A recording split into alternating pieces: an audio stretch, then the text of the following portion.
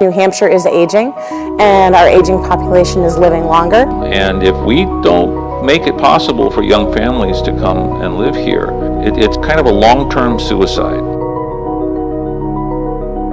We need to be able to attract and retain young people to work here. We need more long-term rentals, and we need more single-family homes that our working families can afford. The lack of economic opportunity we saw as a challenge, our own economic opportunity. They're not trying to create a problem, they're trying to solve a problem. You want to be a relevant community, you need to be active, aggressive, and energetic. Know that you're needed and that your voice is important. But we've been talking about this now for 10 years. I mean, it's time.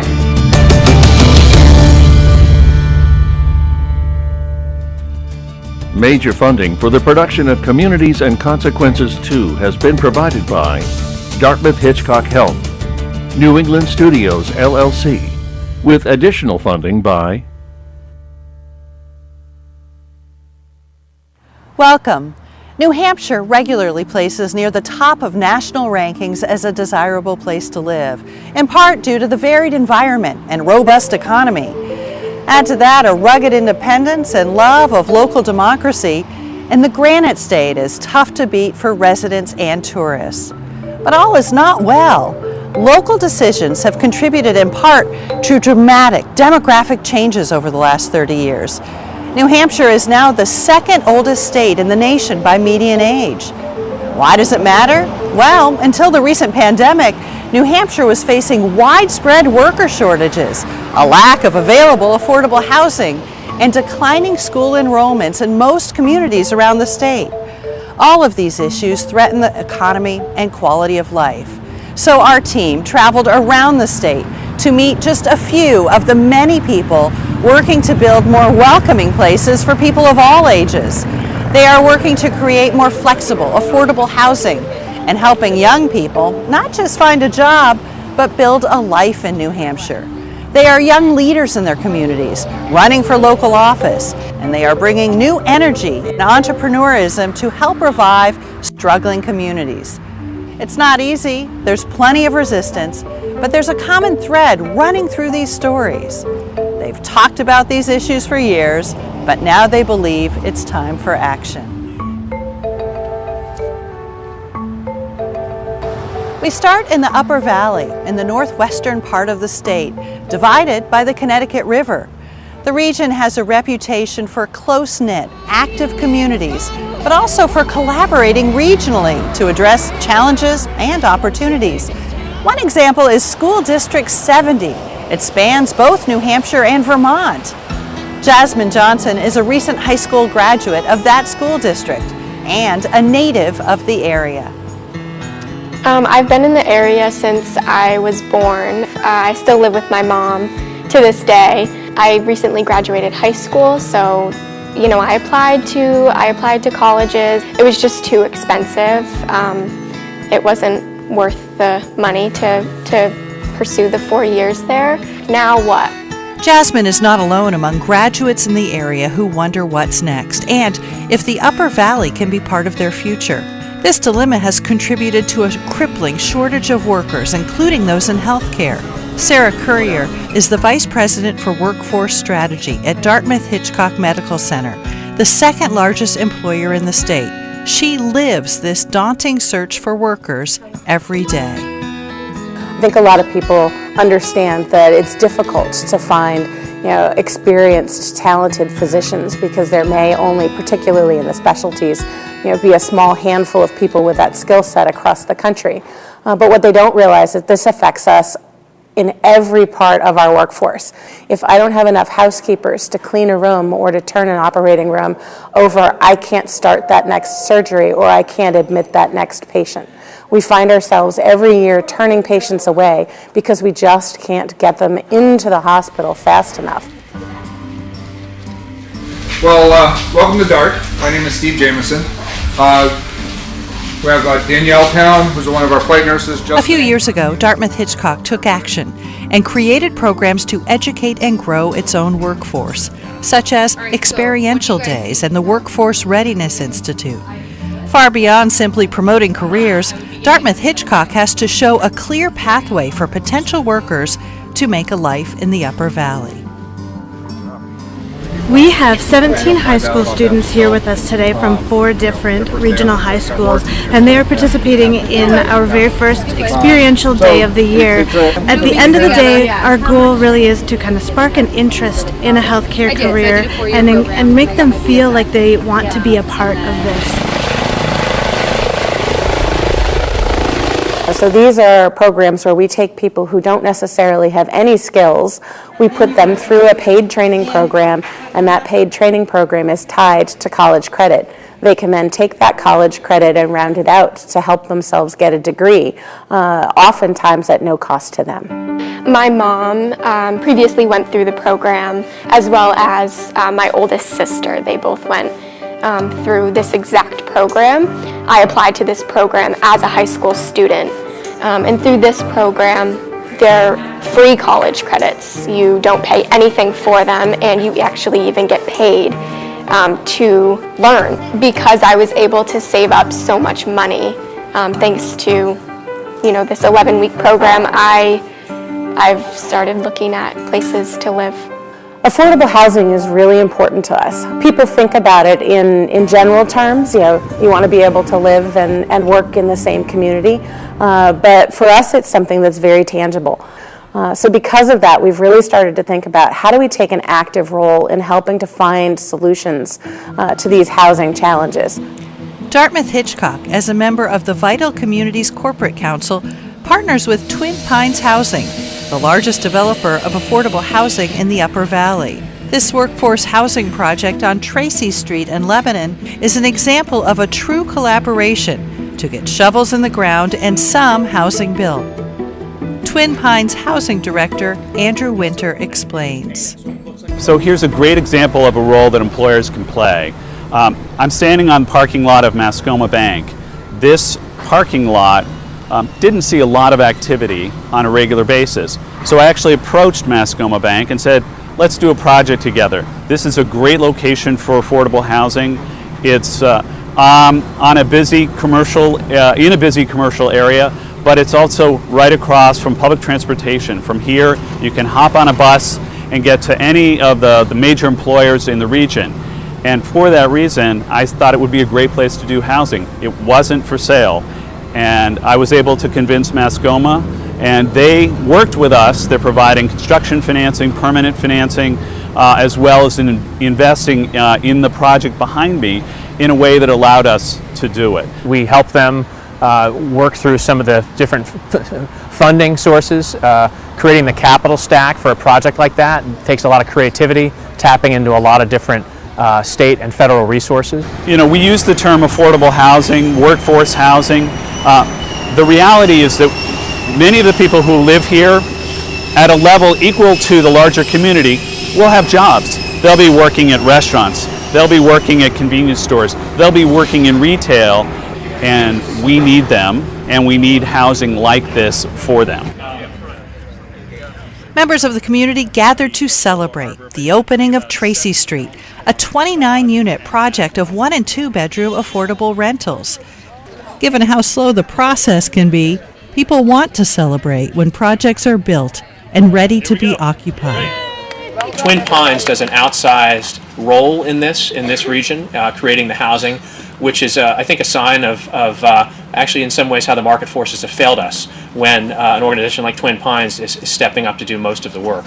I think there are a lot of business leaders who participate in civic government and sit on planning boards or select boards, but there probably aren't too many of them who attend the meetings and speak out on behalf of their employees.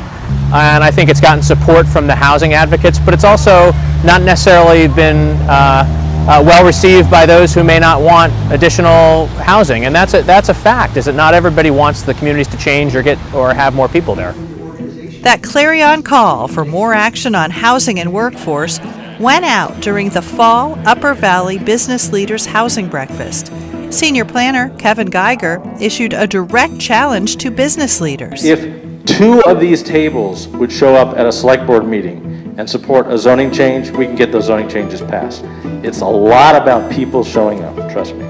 I can talk as a planner and say, businesses over here are having problems, but it's much, much more powerful for a business to actually stand up and say, I have a problem, and to hear it directly from you. We're fortunate that we're a very large employer. For a smaller employer, one of the things I would say is find somebody who does something very similar to what you do, who would be willing to partner. If you need 5 and they need 5, all of a sudden you've got 10. And if you have mutual interests, we have found with some of our partners that even when we go into a recruitment together, we don't necessarily value the same people the same way. Months after we first spoke with Jasmine, we returned to Dartmouth Hitchcock to catch up with her after she and her boyfriend took a big step. I work at Dartmouth Hitchcock as a medical assistant, and I just finished my apprenticeship in early July. My boyfriend and I recently just bought a house. We bought in West Lebanon. I live next to an old retired couple, and we get along fabulously. It's a diverse community with a lot of different ages. Right now people aren't having a lot of kids, and they wish that people of younger, generations would come to New Hampshire and hang out because they like having us here just as much as we like having them here. So Jasmine represents one win for the Upper Valley, helping to create a pathway for her and her boyfriend to put down roots in New Hampshire. The Upper Valley simply needs thousands more Jasmines to choose the region as well. Next, we travel to the city of Keene in southwest New Hampshire. No matter where you live in the state, Keene is a drive. Here, a group of young leaders are looking to inject new energy into city government. One of them, George Hansel, grew up in New Hampshire and works in the family business in Keene. He moved away for college and then returned and has an idea why Keene is such a tight-knit community. It's tucked away over here, but I don't think people realize just how much we have going on here. People live, work, and recreate here. So they're all tremendously invested in the community. We're not a bedroom community for somewhere else. There isn't a major attraction really for a 50-mile radius around Keene. So this is it. We have to make it great. Kate Bosley and her husband, Craig Henderson, are both originally from Keene and talk about it a bit like a hidden gem. So I feel that we have a very strong community. I think we have a caring community. I like the fact that we're relatively safe here. And I think as young people, when we were deciding, we had this opportunity to choose between the Seacoast and Keene. And we decided to look to Keene to start our lives and our family because the opportunities for us to have our own business here, I think that anyone that you ask will tell you that Keene is just an amazing place to raise a family. Like many couples these days, Kate and Greg have a full plate. I definitely believe that if you want something done, you give it to a busy person. We both like to be busy. We thrive in that environment. I am a business owner. My family owns an in-home care agency that I'm the managing director of. We have 2 children, 8 and 10. We also have a real estate investment company that we've started together and have grown over the last 15 years. When an at-large appointment opened up on the City Council to finish out a term, Kate decided to run for it and won. A few months later, George Hansel, who was the youngest council member by 20 years when he began serving 4 years ago, decided to run for mayor of Keene. About a month before the election, we attended a Policy and Pints event in Keene, hosted by Stay, Work, Play, a New Hampshire nonprofit organization tasked with helping to attract and retain young people for New Hampshire. Executive Director Will Stewart asked the gathered group what they love about New Hampshire, but also what needs to be done to keep them here. We noticed some of the candidates running for city office had come to listen and learn. Starting this year, we started getting involved in advocacy at the state level. But our board of directors recognized that if we really want to move the needle on attracting and retaining young people here, that we need to get involved in policy. We actually have several young professionals here tonight that are running for local government. So I applaud you all. So thank you for giving up your time. The term that I use is that it's a small enough area that you can make a difference. It's a big enough area that it matters. I came here to spend a week here. I've been here about 7 years, so I didn't leave. Is the passionate people who are willing to say yes to getting things done and the entrepreneurial spirit. I wish this happened all the time, because I would love to be involved with that. There's a lot of people here tonight. It's more faces than I'll probably see all next month. The conversation and craft beer continued long into the evening. Later, we spoke with George, Kate, and 2 more candidates about why they are running and the need for young people to step up and serve. One of the reasons that I thought that it was really important for me to get involved was, I was sitting with a group of friends around my kitchen island, and everyone had different gripes, and no one was really showing up to meetings and adding a voice that was from my demographic. You need an economic engine, and we're working age. We're the ones that working on the businesses that are bringing the money into this region, and with that, we're able to support we're able to support senior centers. We're able to support programs that can help all ages. So it's less that we want to replace, it's that we want to be involved in the process. A lot of us are involved in, nonprofit boards. There are a lot of nonprofits in Keene doing a lot of good work. It's a great way to get involved and affect the community, even if you don't want to be involved in the government side of it. It's a good business proposition to have your employees invested in the community. And especially, I think, because some of the workforce challenges that this region sees specifically, if I have an employee that's serving on a board or involved in the city council or involved in their community, they're much more likely to stay. Election day means long hours for all the candidates, holding signs at the polls and greeting voters, looking for any last-minute support. So far, so good. Not a lot of people talk about who they're voting for on the way in. So, get a lot of smiles, and sometimes that's friendly, sometimes they're voting for you. What are you today? You're my what? Secret weapon. Supporters eagerly gathered at Machina Kitchen and Art Bar, where results were expected around 8 p.m. But of course, started hitting phones across the city much earlier. For mayor, the radio's tally was 2586 for George, 2312 for Mitch. So 274 votes apart. So more than 10% gap. So George won Ward 3 too? He won Ward 3, 554 to 490. All right. He won every ward. George Hansel was elected mayor of Keene, while Kate Bosley, Mike Remy, Pat Workman, and Mike Giacomo were also among winners for city council. Congratulations to all the new councilors and everybody that ran. Thank you. This is just the start.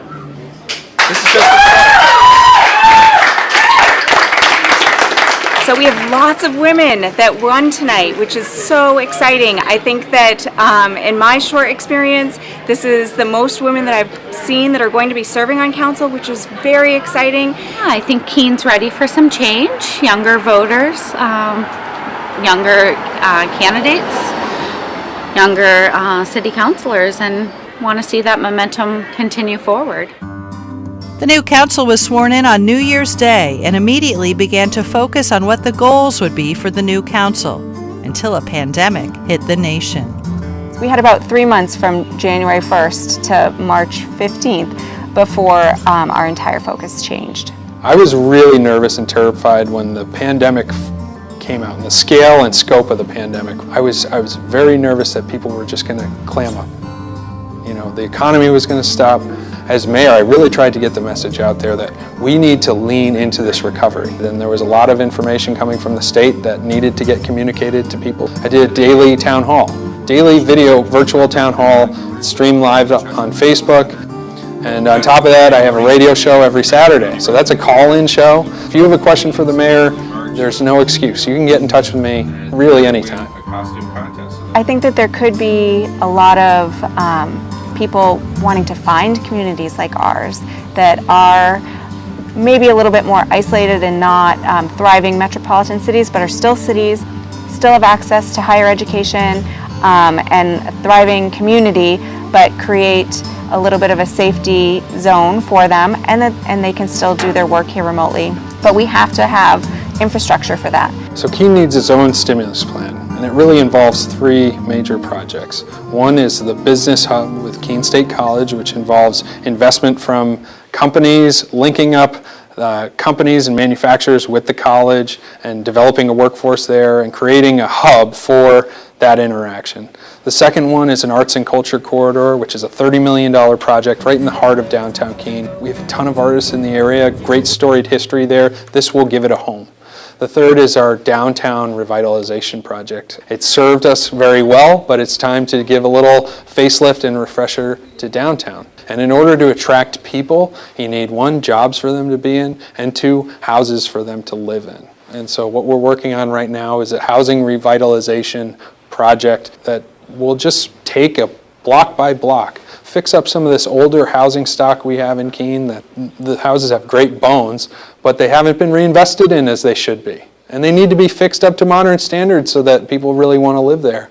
And that's going to be a key component to getting the young workforce that we need to move here and stay here. Beyond enacting policies to attract and retain young workers, Keene and other communities will also need to reach out to more diverse constituencies as well. We have a growing population of people of color in the community, and it's growing all the time. We have to embrace that, and we have to bring people in the community who represent those different constituency groups, give them ownership of the city, which they deserve. They have every right to it. And it starts with the mayor reaching out and making sure that it's not just him and his friends on every board and commission. If you want to attract attention and you want to attract new residents, new companies, you want to be a relevant community, you need to be active, aggressive, and energetic. And it's not even about age, it's just about drive to get something done.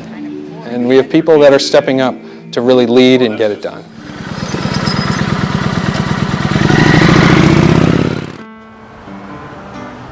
We now travel 2.5 hours northeast to the Mount Washington Valley region of New Hampshire with 18 small towns in the oldest county in the state, where half of the residents are over 55. The region provides 4 seasons of brilliant scenery, outdoor recreation, resorts, shopping, and an active lifestyle for residents and the thousands of tourists who visit every year. Victoria Laracy and Andy Dean are members of the Workforce Housing Coalition of Mount Washington Valley. They are trying to solve a crisis that threatens the well-being of the region. Employers report acute shortages of workers, but the lack of steady, well-paying year-round jobs and the shortage of adequate and affordable housing discourages young people and working families from putting down roots. We first met Victoria at another Policy and Pints event, this one at Tuckerman's Brewery in Conway, where Stay Work Play Executive Director Will Stewart also asked this gathering of young people what the challenges are for them to stay in New Hampshire. Anyways, I feel like I represent a typical millennial. You graduate college at 22, you're in debt if you want to live here. You don't have a great paying job. Then there's Airbnb to compete with and second homeowners. We choose to be here because of the lifestyle choice, but if we don't tackle student debt, we're not going to be able to support the young people who are here. There's so many good reasons to live here, being outdoors, it's a really tight-knit community. And I've had problems with both housing, I have 5 roommates and we live in a dump. And there's there's 2 other rental properties, in the classifieds maybe. After the event, Victoria summed up her view of what the Upper Valley needs. Planning boards and the community need to be open to more development. We need more long-term rentals and we need more single-family homes that our working families can afford. Frustrated with years of inaction addressing the housing and workforce crisis, Victoria and Andy decided to take the lead and draft a workforce housing ordinance themselves, which lays out a series of local rules and regulations governing aspects of land use planning and development. They would then work through the town select and planning boards to get it on the ballot for a public vote. We've been talking about this issue for so long, and I think we just got tired of talking about it and said, we got to do more. We can't just talk, because talk doesn't solve affordable housing crisis. building affordable housing solves an affordable housing crisis, and how can we actually do that? The retail businesses are one of the key employers in the Valley. Dot Siebold is general manager of Settlers Green, the largest shopping outlet in the region. She understands Victoria and Andy's frustration with previous housing efforts. Victoria was telling me that they weren't getting the support of the planning board, and I said, that's okay. You know, you need to go just do it yourself.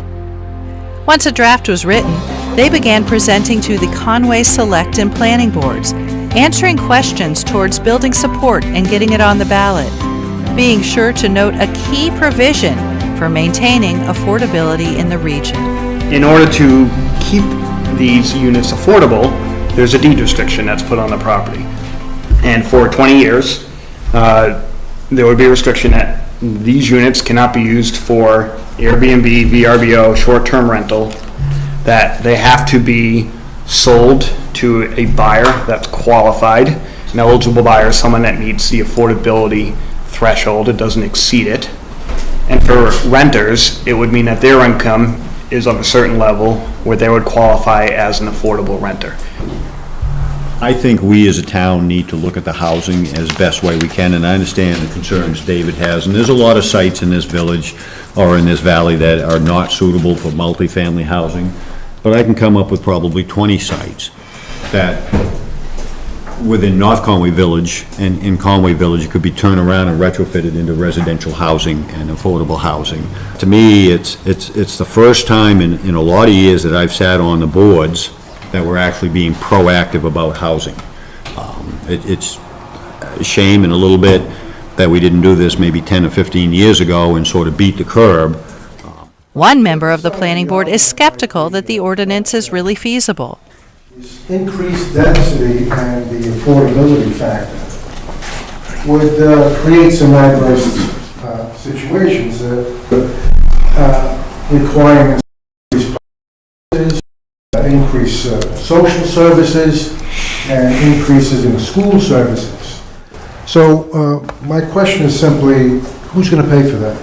In planning board meetings, oftentimes, if it's a controversial subject, you get a lot of people out who are speaking against it. And I think in the business community, they need to show up at these meetings as well and speak in favor of it from the business viewpoint.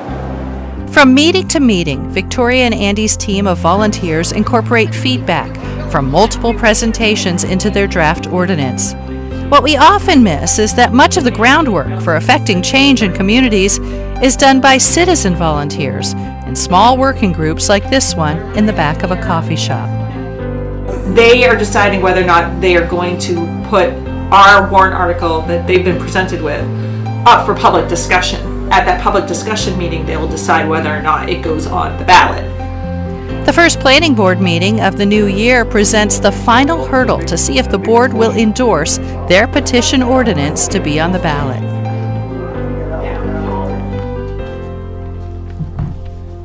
How many of those units can you now put on that piece of property? Or is that not restricted at all? In other words, can I build 100 houses on that? No, and that's the thing. It's essentially, if you could build one unit, you could probably now build two, but you need to have an affordable Or you unit. could build 10? You can't. No, you cannot. Okay, so there's a restriction on the amount? Yes. Correct. This is a chance for us to adjust the zoning ordinance to allow for more housing stock. They're not trying to create a problem, they're trying to solve a problem. You might want to entertain a motion to recommend the petitioned article on the town warrant. So moved. Second. All those in favor? It's unanimous. Now would you like to explain? We got full planning board support. Yeah, we were surprised. We were very surprised. We felt like we were going to get a majority support, and in the end, even the one that spoke out publicly back in September came around and decided to support it. So this is a huge boost to our warrant article. Yeah. Normally, Victoria's team would plan an aggressive outreach campaign before the vote, but the pandemic changed everybody's plans. we really had to change the way that we are going to educate our community about the ordinance. We're going to do a Young Professionals Roundtable to educate them on the ordinance. We are going to talk with the Kiwanis group and the Rotary group. Unfortunately, when the stay-at-home order came into effect, a lot of those events, actually all of those events, had to be canceled. Working to pass this ordinance and getting more homes built for working families is a moral cause for both of them. I see housing sort of as like a basic right. And the fact that we have people in our community that work full-time and can't afford housing is absolutely unconscionable to me. Turnout was a concern on Election Day given the pandemic, but Conway developed a creative plan to keep voters and poll workers safe. Drive-through voting. Door with your last initial. Good, how are you? Good. Can you state your name?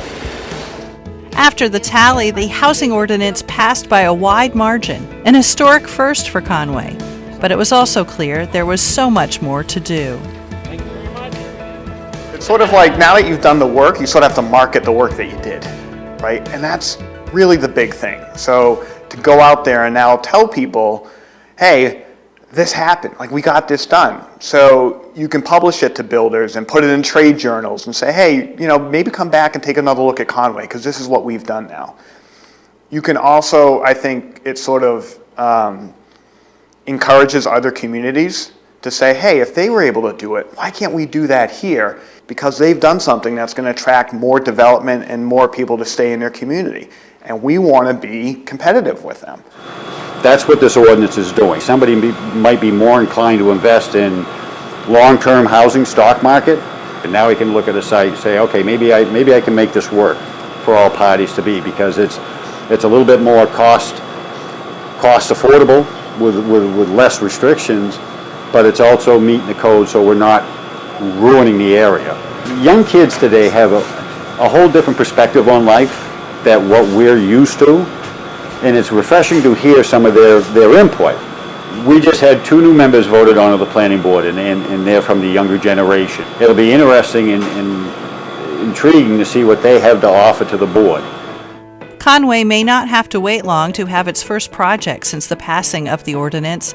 A little over a month later, the planning board gave conditional approval for the first of a potential 4-building rental project off Technology Lane. Avesta Development Director Patrick Hess explained. Yeah, so Avesta Housing is developing a 40-unit residential building that would be the first of what we hope would be up to 4 buildings and 156 units of rental housing. Mixed income, meaning that parts of it will be income restricted and others will be market rate. The passage of the ordinance in the town of Conway has benefits to the current project that I'm working on, and that allows us to think about the land we have under contract differently, whether we can do more to meet the demand in the area. And then moving forward, the ordinance means that we can look at properties around the town of Conway in a different light, because the density now allowed under this ordinance means that certain projects would be feasible in a way that they hadn't been before. Well, I think what happens in communities, we're so focused on bringing our concerns and our questions to our local elected officials and our government, saying these are the things that we are really looking for change in our community. And we have the expectation that they're going to take the ball and run with that. And in hindsight, a lot of our community representatives and elected officials are volunteers, so they need that community support, the involvement, and sometimes for us to say, hey, this is what we want, let's work on this together, and take the leadership role to work with them and make it a collaboration. This avenue makes perfect sense, as opposed to some of the other things that I've seen. From a promising way forward for Conway, we turn now to the southern New Hampshire community of Pelham, right on the border between New Hampshire and Massachusetts. Jeff Gowan has been the planning director for 15 years. Originally from the Midwest, Gowan found New Hampshire very much to his liking. In the Midwest, where I lived most of my life, it's sort of all county, and I think here, when I went to my first town meeting, which back then was before Senate Bill 2, so it was a real old style town meeting, I was hooked. I'm like, this is quintessential America. Pelham has a population of just under 14,000. We're a border town, nestled between Drake, Massachusetts on the Mass border, Hudson to our west, and Salem to our east. Pelham has, it's still got small town charm, even though we're nearly 14,000 residents. I think this is a healthy community, and I want to see us become more healthy and not, kind of make the mistakes that some communities have where we become a senior citizen community, where it's really just about that age group, that cohort. Again, I'm a member of it, so I can say that. After building more than 300 units of age-restricted housing over 20 years, Gowan advocated for a bold first step, supported by the Planning Board, towards making Pelham potentially more welcoming and affordable to younger people. Well, Article 2, which is on the ballot, is seeking, put there by the Planning Board, to eliminate age-restricted housing for all future projects in the town of Pelham. We have 346 of those units age-restricted in one way or another, and it is not really providing options, in my view, for our existing senior population, many of whom struggle with affordable housing. It also, I think, has resulted partially in the decline in school enrollments, and we've built our school infrastructure to accommodate more students than we currently are having. So I think having a more diverse population move into our community would certainly help fill up those classrooms, which brings the cost per student down significantly over what it is today. On Election Day, like in other communities, a relatively small percentage of the voting population trickled in during the day to vote on the town and school budget, maybe buy some Girl Scout cookies, and consider Article 2. Cindy Kirkpatrick, first-time candidate for Planning Board, fears that finding a home today is far more difficult than when she and her husband moved here. We moved in here 11 and a half years ago, and to find a house similar to what we've moved into, whether they call it a starter home or a first-time home buyer, I don't see many of those on the market or in an affordable range for someone. I also think that a lot of the housing for the seniors that are here, I know my mother couldn't afford to sell her home on Cape Cod and move to Pelham. The article to rescind age-restricted housing passed by a 2-to-1 margin, but passing one article alone would not solve the housing issue. Within a little over a month, the Planning Board convened a workforce housing design charrette. This was a Get to Work and Work the Problem 2-day event, moderated by Workforce Housing Coalition of the Seacoast Executive Director Sarah Reitzman. We've been here since Tuesday. We are looking at Pelham's Town Center and looking at ways to encourage and allow workforce housing in this town center. What they're hoping to do with what we're taking away today and the lessons that we're learning through this process is how to build a workforce housing ordinance. And they're actually starting this process in just a couple of weeks. Armed with information from the charrette, Gowan and the Planning Board wrestled through the summer and fall with reviewing the logistical, zoning, and regulation challenges of attempting to diversify Pelham's housing stock. Discussion was at times passionate, attempting to find agreement on the need to address the issue. Just working with our conservation subdivisions, we have a requirement for workforce housing, using that. I think it's something we need to address. I don't think we should say we can't do it. I think we've got to find a way to do it. You guys are going about, talking about what you're doing all wrong. How many people here want to live in a 3-bedroom home for the rest of their lives, knowing you could afford, or hoping you could afford something better? It's the American dream. The American dream is not to live in the ghetto. It's not to, ruin Pelham and put in high-density housing. It just doesn't make sense to me at all, Roger. I am so opposed to this whole, everything you guys are doing.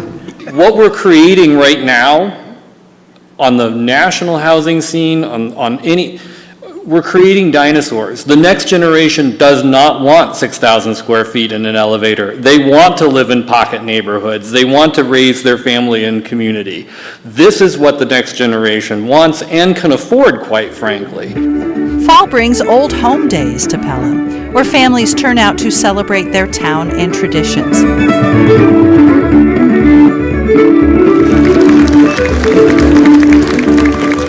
The Planning Board held a work session to try drafting a workforce housing ordinance for the coming year's ballot.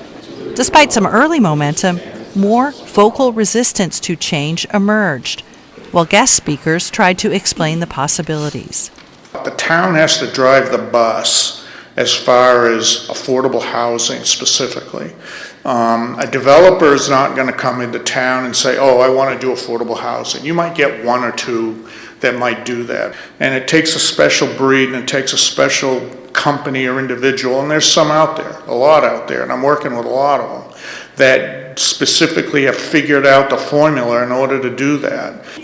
To think that we're going to use density and offset the fact that there is no such thing as affordable building is absolutely absurd, especially in Pelham where we can't go over 30 feet in 2 stories. You know, it's not going to happen in this particular town. Maybe in a city. Well, I hate to burst your bubble, but I'm doing it right now. I'm doing a project in Hampton Falls. It's an affordable project. It's a tax credit project. So can you do high performance construction and make it affordable? Absolutely.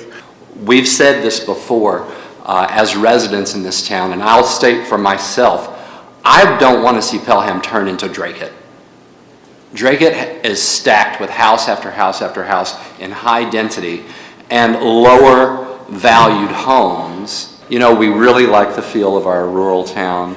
I've lived here for almost 20 years and I really enjoy living here. Think about the fact that this board's been passing out density left and right for 55 and elderly projects now for 15 years, 20 years. Yep.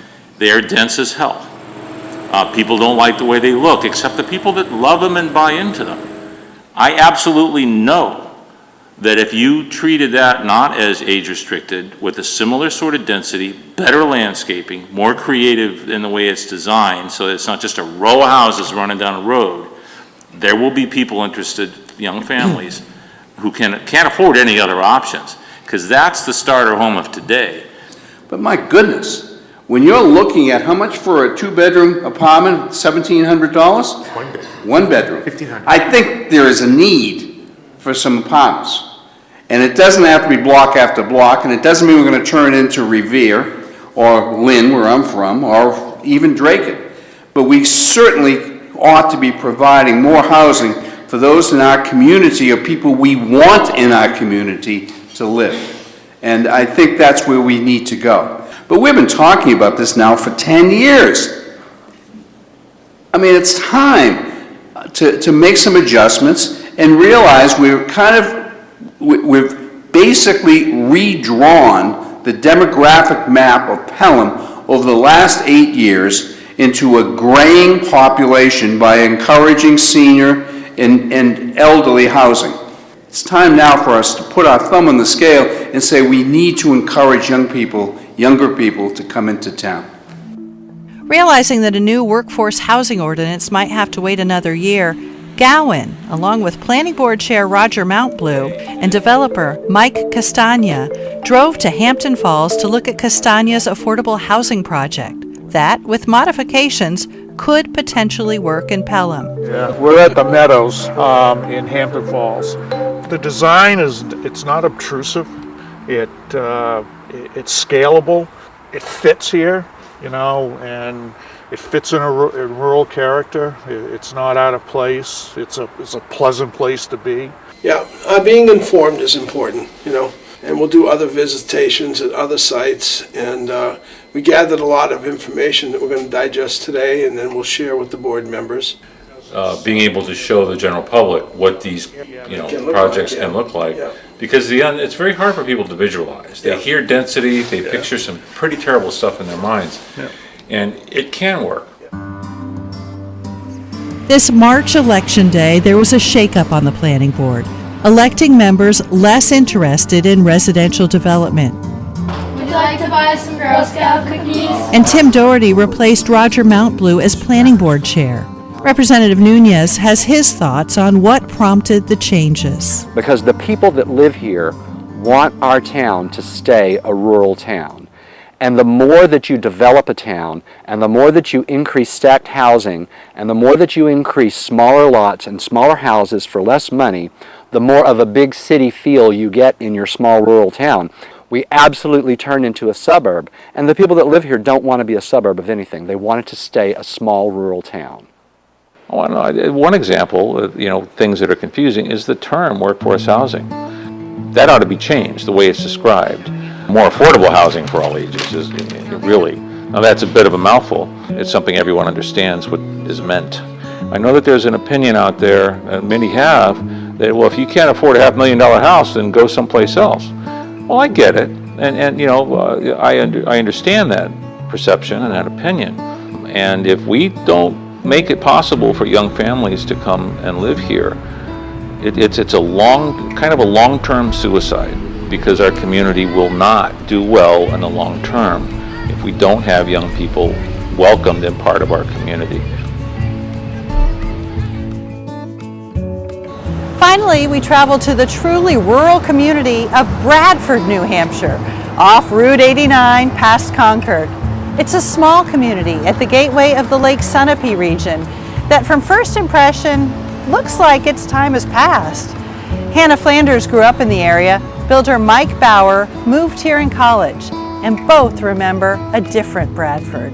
So I grew up in Wilmot, which is part of the Kearsarge region, a few towns over, and I had lots of friends who lived in Bradford, and it was a super fun place to hang out because we had a lot of friends who lived on Main Street. The 4th of July was always a big event that everyone came to Bradford for. When we first came to Bradford, my wife and I, and there was lots of young people here, and there's things to do. There was a lot of business, and we moved away, began our family, and decided to move back. We noticed that there were no young people around here anymore in this town. The local market that was here was called the IGA. It went out of business, and so that went, and so now it was really quiet. Definitely not a lot of opportunities for young kids to come and get a job or a place to live. Years later, a group of Hannah's friends from the area returned and together founded the Kearsarge Food Hub and Sweet Beet Farm and Market to provide a new local food option to help jumpstart change in Bradford.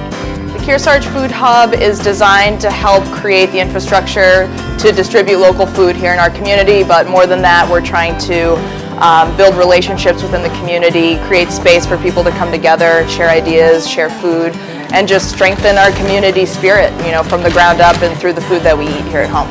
About 5 years ago, 5 of us came together, so that's Pierre Hahn and Franz Hahn, brother and sister. They grew up here in Bradford, born in France, moved and grew up here. Garrett Bauer, who is basically born right across the street, and myself, and Lauren Howard is the only transplant, really. She came from Kennebunk, Maine.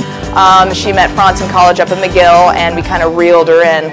Now, the lack of economic opportunity we saw as almost to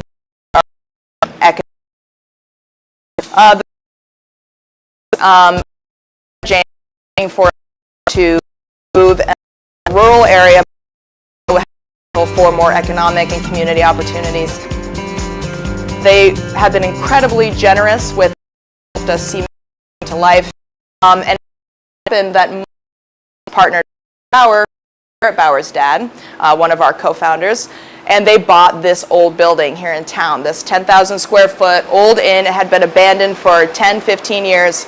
And really with the community vision, they bought this inn. It's been completely empty and gutted, hardly any walls or anything when they bought it. And knowing our interest in local food, move our personal farm building.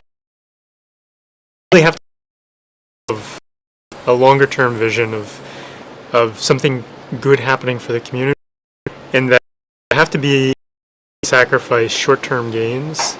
But if you're just looking to create a commercial real estate space, rent the going rate, I would hazard to guess that almost everybody in here, high level of difficulty succeeding if that had been the case. And right from the get-go, I mean, the enthusiasm that we received and felt throughout the community was so palpable. encouraging. I mean, I don't think we would be here right now without all those people being like, this is great, this is so awesome. I'm not sure what you guys are doing, but I like it. And I think that was very encouraging. It was, in a way, kind of a magical combination of these young people that came with this enthusiasm and this plan and this idea, and they were met with people that said, okay, let's let this happen and let's help it happen.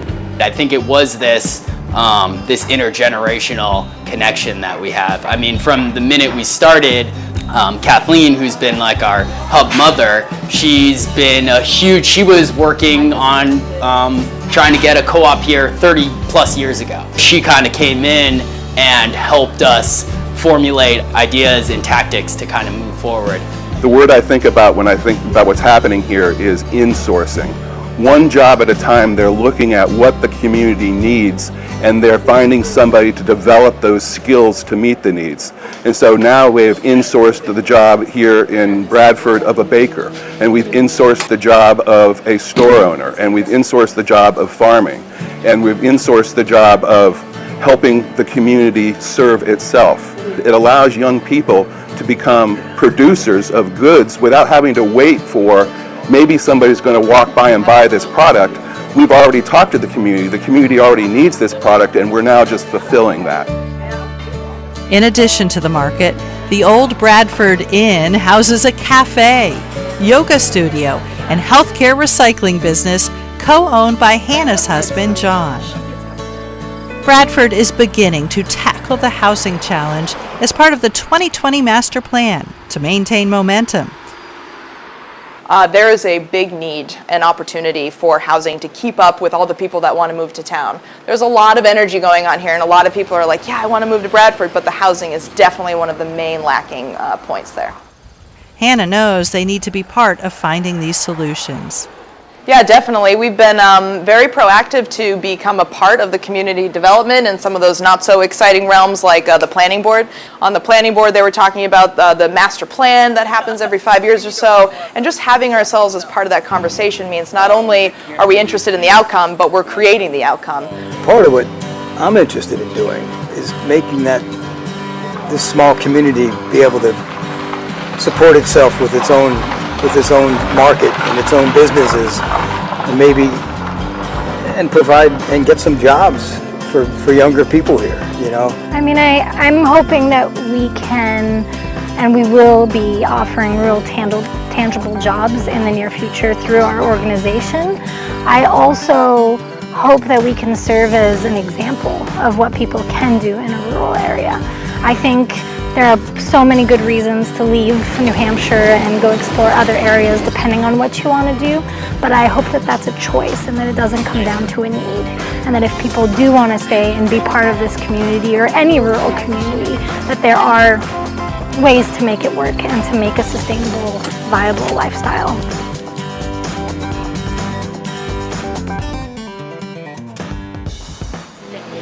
Our tenderloin is right there, but yeah. We returned to Bradford as Hannah and the Kearsarge Food Hub were responding to the changing needs of their community in the face of the pandemic. We just decided to pivot entirely, and our quaint little local market became an online shopping experience, which was a completely redesigned function. We didn't have any online shopping before this. You know, providing a way for people to access food in this very uncertain time just became the utmost priority. Everything else that we were working on just kind of fell away, and we hyper-focus on, well, how do we keep buying from our local farmers? How do we make that food accessible to our customers? And additionally, how do we make that food accessible to people who might not be able to shop? And just as we were hearing about, you know, unemployment numbers skyrocketing, it's like, well, how are those people going to access the foods that they need? We've refocused our efforts on food security and our food access partners. Being nimble and adapting quickly to community needs, Hannah also has an eye for expanding and creating future opportunity for Bradford. I think it's about not only expanding, but looking to what we already have. You know, there's some empty buildings, some prime real estates around, and we're all wondering, well, what's going to happen with that spot and that spot? still totally unsure, but how can we make the best use of the infrastructure that's already all around? There's a lot of potential there. Seeing that potential is just the beginning for these intergenerational partnerships. Across New Hampshire, there are many more similar stories and similar people who work every day to improve communities. They need help. They need other residents to volunteer or simply show up to meetings and vote in local elections. It will take all of them doing a small part to build thriving communities and begin to nudge the Granite State's demography back into balance. Major funding for the production of Communities and Consequences 2 has been provided by Dartmouth Hitchcock Health, New England Studios, LLC, with additional funding by and the following. I think to be a vibrant place to live, you really want a dynamic, multi-generational community. There's so many different opportunities available, and they're certainly all looking for younger, fresh blood to carry on the mission. Change is hard for people, and not everyone wants to see it happen all at once, but if you're open to just working together and taking those steps you'll have the end result somewhere down the line. We're here, we're doing this, and we're reliable, and you can trust the issues we're bringing to the table are important, and you can trust that we're going to help solve them. You talked earlier about, do I feel threatened, by this up and coming wonderful generation? It gets me up in the morning. It makes me want to think about how I can help. Future looks like staying here in New Hampshire. We plan on staying here for years and years to come.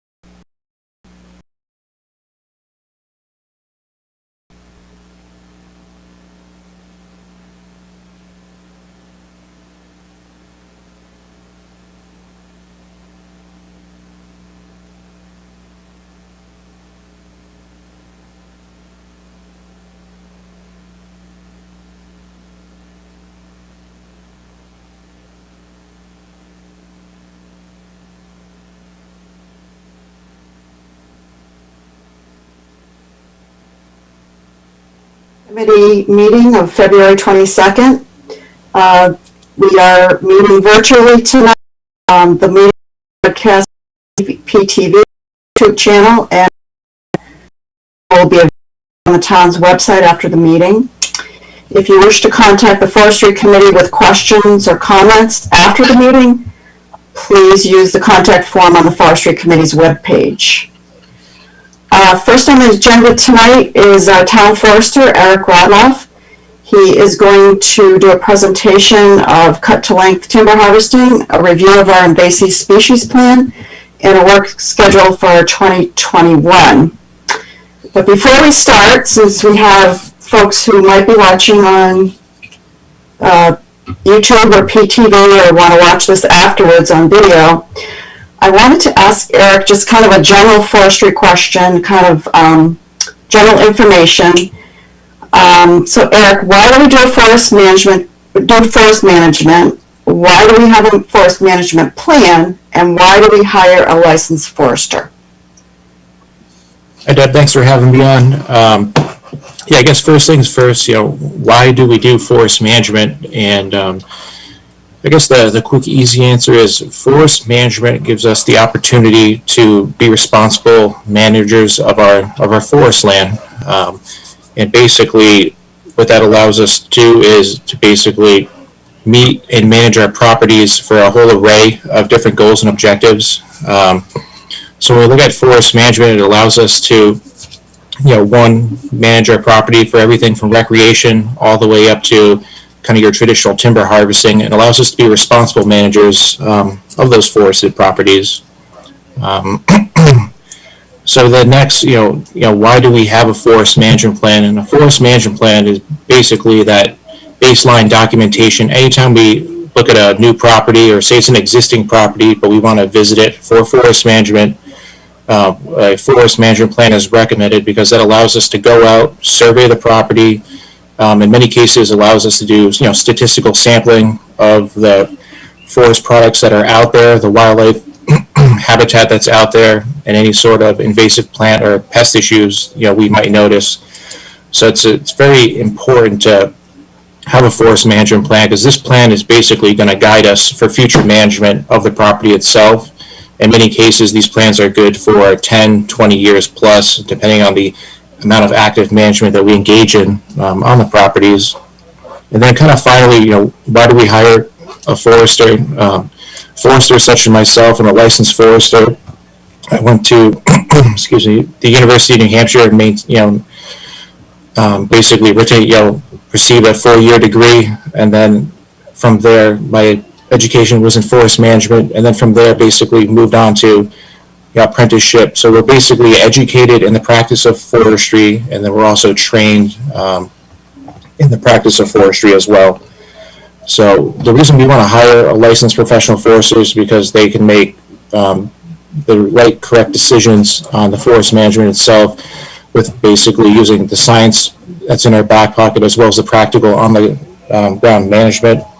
And basically it's being a licensed forester is that we're all held to a standard of education and practice. Sounds good, and I think Gail would agree, having been one of the founding members of the Forestry Committee. That's one of our guiding principles, is to make sure we have a management plan, we do sound forest management for forest health, and we hire a licensed forester. So Eric, you're going to talk about cut-to-length timber harvesting, and I did a little presentation. I'm going to try to share it on the screen.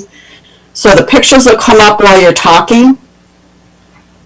So hopefully I'll be able to do that. So hold tight here.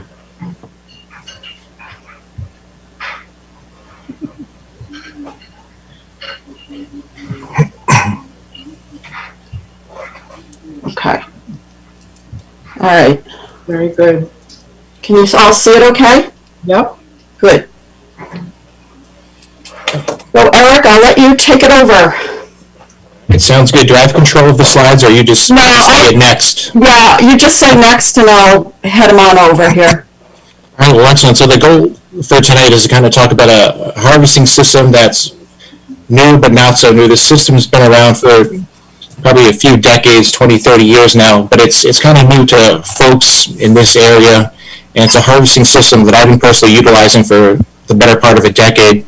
So I wanted to introduce folks to this harvesting system and kind of explain, the pros of it and why it's a little bit different, but a very good harvesting system in general. So we'll start right off with this covered photo right here. This is what we call a folder. And this machine here actually drives through the woods, and as you can see, it has a grapple on the back, and it basically picks up all the logs that are separated, so all those separate forest products. It loads it into basically we call the little buggy body back there, and then it drives out of the woods and brings the products to the landing. So Deb, we'll have you go to the next slide. Okay. Hold on. Don't be. There we go. Here is, as you can read at the top, this is another piece of equipment that's part of this system. So the cut-to-length system is basically these two individual products or pieces of equipment here. So the first was the folder, and the second is the processor here. So the processor, for those who are familiar with harvesting, is very similar to a feller buncher or shear as it used to be referred, but with it being called a processor, the main difference here is that the head actually processes the logs. So the machine will cut the tree down, and then it will have basically processed the different forest products through the processing head there. So if you look close enough, you can kind of see there's an intermittent disc saw. And then if you look real closely at your screen, kind of to the right, you'll see almost look like a little metal rolling wheel there. So basically what happens is it cuts it down, and then the wheels basically push or pull the log through the head itself, delimbing the stem, and then when the screen basically reads, if we're looking for, say, an 8'6" log, or if we're looking for a 16'6" log, and then we hit that number, and then it cuts it. And then you can also see in this picture here, too, there's kind of a little pile of logs right there. So the processor will actually pile up the separate forest products, and it's not uncommon to see 2 or 3 different sorts right around the machine. So Deb, if you want to go to the next slide.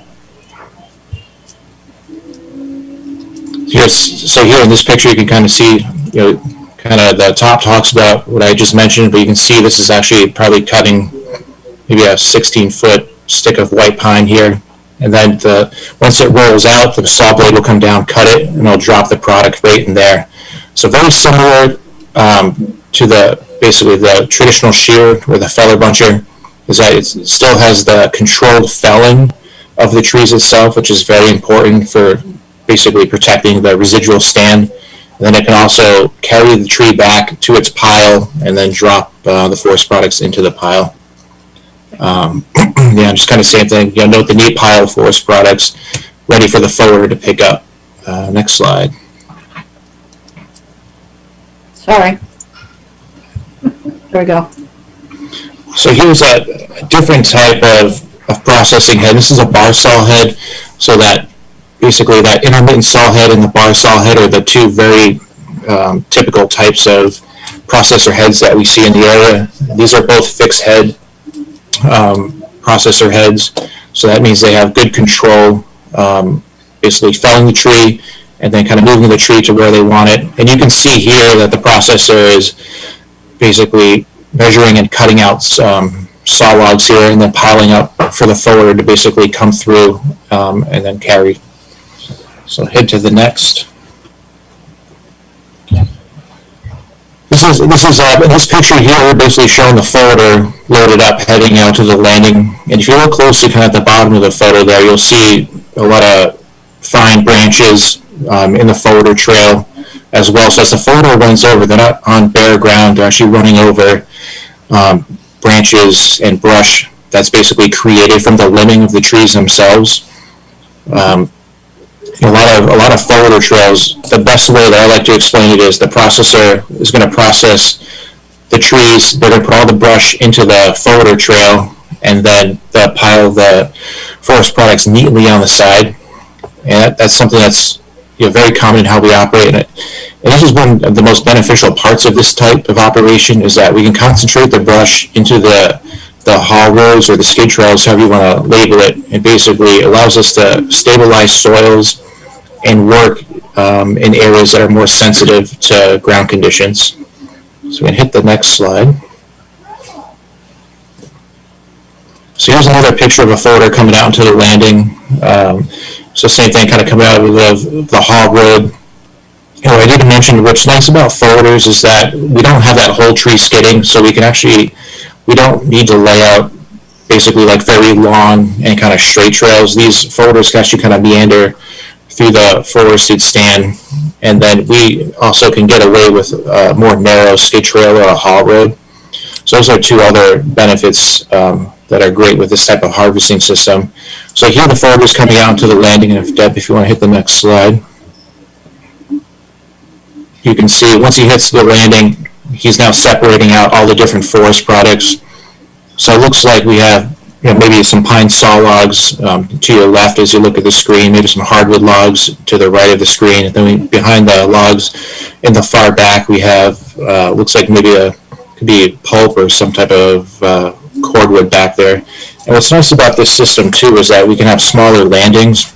As you can see, it's a very nice and neat landing. The forest products are all separated out, so we don't need a huge landing to accommodate, you know, say like a slasher loader combination or a whole tree chipper combination, or a, you know, say like a whole tree box truck, not box truck, but a whole tree tractor trailer for chips. So that's kind of another nice benefit is we can kind of squeeze some of these smaller landings into more challenging access areas and basically have a nicer, neater landing.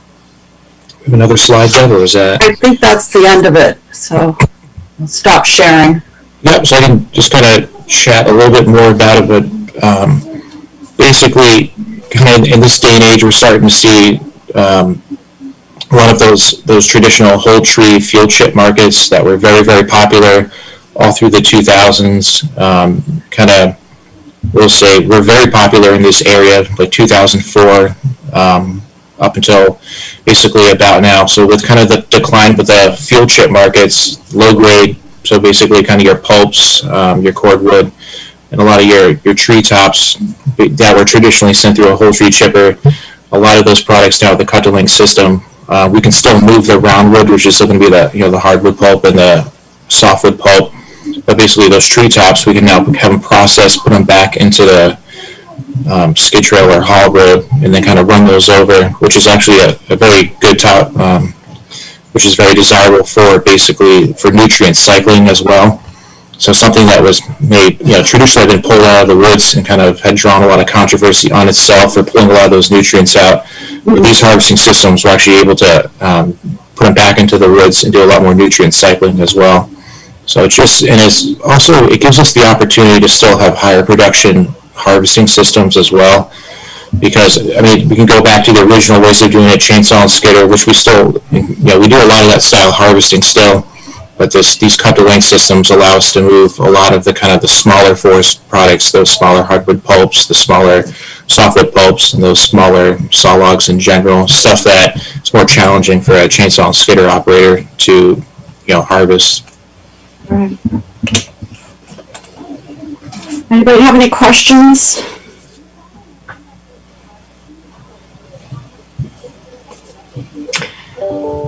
I really liked, I watched the video, I watched 2 videos of this type of cut-to-length harvesting, and I was really, really impressed. I have been out to a lot of jobs, as you said, Eric, with the fellow buncher and the chipper and the large landing where all the equipment comes in. And with this system, I thought, boy, it really does everything all at once in the field, rather than having to drag the trees to the landing and then, you know, delimb them and cut the tops off and feed it into the chipper and that sort of thing. So I thought it was really, really fascinating myself. And I thought, well, a couple of thoughts I had was that I wanted to ask you about. Is it a better system for sort of smaller properties? Can you get away with, as you said, a smaller landing? Is it more conducive to kind of, as you said, the machinery can sort of maneuver in maybe winding trails versus a straight skid trail? Is that an advantage? Yep. So I guess a way to put it is, so cut-to-length's not an answer-all or easy answer for every solution, and it's not replacing any type of harvesting system. Every harvesting system has its purpose and its place.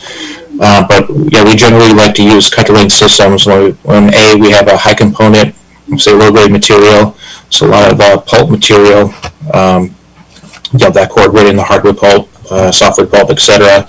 And then also when we have situations where, like Deb was saying, that we have limited access. The property, say, it could be smaller.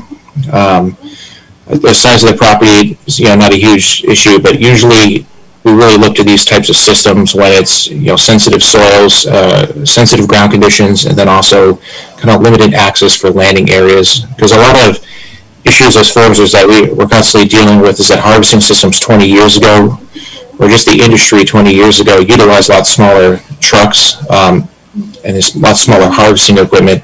So a lot of our traditional landing areas are generally smaller landings, and whole tree chipping or whole tree processing type of operations, they generally need those large landing areas. So this is a kind of a nice solution to get that kind of those low grade harvests done and still utilize smaller landing areas with, say, smaller access. Mm-hmm. Eric, is it more expensive to run the cut-to-length machinery versus the whole tree chipping operation? I'd have to leave that answer up to the operators that actually run the equipment. But in terms of for the landowner, it's there's no extra cost to bring in cut-to-length equipment. No. That answers my question. Yeah, that's kind of where I was going with that. So, question. Yep. Eric, it seems like one of the downsides would be what you labeled as also an upside, and I see both sides of it.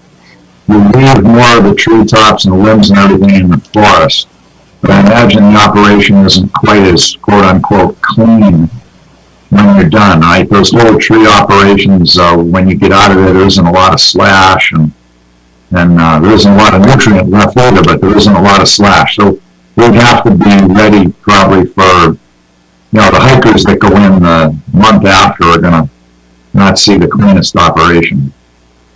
Yep, my answer was you'd be very surprised by how clean these operations can actually be and how clean they'll actually turn out. When it comes to hiking trails or say access roads or just general aesthetics, we do keep that in mind when we do the harvest layout. So a lot of that comes into the skid trail layout, communicating with the operator. Something that we come across all the time is hiking trails and making sure that when they're processing, they're not actually processing brush into the hiking trail itself, but that's when they can actually carry the equipment back, or I've actually seen them kind of load the buggy up with brush a little bit and carry it away and then just set it aside somewhere else. But I mean, if you were to compare side to side, you're going to notice a little bit more brush, but then once you actually see how the operation goes and how the brush is treated, at the end of the day, there's really not a ton more brush or a lot of unsightly brush, as you would think. Okay, that's encouraging. So it isn't like the traditional operation where, they drop the tree and they cut all the limbs and basically the limbs sit there, or maybe they cut them up to try to get them to within 3 or 4 feet of the ground, but basically you wind up with the ground covered with limbs. At least that's how I recall the traditional operation being with a guy with a chainsaw and a skidder.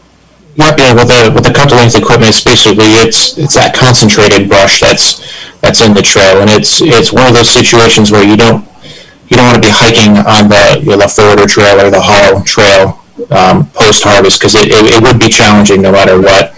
And that's kind of a downfall compared to, say, that whole tree skidding where you could basically hike down a skid trail once one of those jobs is complete. But the big issue that we're seeing, and a lot of people, I'm sure are aware, this is just that winters aren't what they used to be anymore. We're seeing a lot more challenging weather and ground conditions. And even in those types of scenarios, even with the whole tree harvesting, you're going to still end up with a lot of brush in those trails. So that's where if you're going to compare, say, the cleanliness of a whole tree harvest versus a cut-to-length harvest, at that point, they're very comparable. Do the cut-to-length trails with the brush on them, does the vegetation regenerate on those trails equal to a normal skid trail? Or does it take a little longer for that because you've got the matted down wood on it? Yep, it's all going to depend, but overall, it is going to be a little bit slower because you have that concentration of basically all that slash and debris in the trail. The forwarder, we didn't talk about it, but the forwarders in those pictures, it was tires and then chains, so it'll kind of grind up the material a little bit over time, but I do think it would be longer before vegetation kind of become reestablished in those trails. Okay. To pick up what Paul brought up, in terms of the trail and the slash, actually, the other side, Paul, of what your opinion, or what you were concerned about is, at least it's cushioning the soil so there's less erosion, and that's really important. However, on the other side with the slash, okay, in the past, our forester has spread it around to give protection to the seedlings that are coming up so the deer don't eat them. That was another thing, because I know that was the case down the street here at the Scout Lot. I remember him doing that. And then, someone asked, and that was the explanation we got. How come that mess is out there? And it really isn't a mess. It was just, distributed around so that the new seedlings could germinate and grow up. So, it's one or the other, and to make a decision. And like Eric was saying, it depends on the forest, that, the type of forest and the type of harvest it's going to be, and what you're going to need to bring in and that sort of thing. But I just wanted to mention that, to pick that up. Eric, what do you think? Yep, and Dale, those are good comments, and basically we can treat every harvest is treated is differently. So say a goal and objective for a property was to leave whole treetops intact, or leave large tree top sections intact, or say you want to leave a lot of coarse woody debris on the ground. So we can actually, as part of the harvest when the trees are getting cut down, instead of processing them all the way, they can be partially processed so that we leave whole treetops kind of scattered throughout the property. Another thing too is with some landowners that we work with, they want that coarse woody debris, so we can actually cut a whole tree down and leave the tree fully intact on the ground. Not even process it at all, just to kind of mimic, basically blowdown situation and kind of enhance the coarse woody debris. So this system is very adaptable, but it goes back to the goals and objectives for the harvest, and then the layout of the harvest as well. Okay, we have two pure-weighted woodpeckers adorning our trees out back. Last year they were on one old vine, and they had a nest out there. Now they're on the other side of the property, and they're going like crazy. You can hear them in a way. So it's nice, and so it's good to leave a tree, like you say, leaving the tops on and providing for the wildlife. Yep. So good. All right, any final questions, comments on cut-to-length timber harvesting? Okay, I think we'll move on to a review of our invasive species plan. We talked about this at the last meeting, and we decided that Eric is the one that has to decide what our plan is.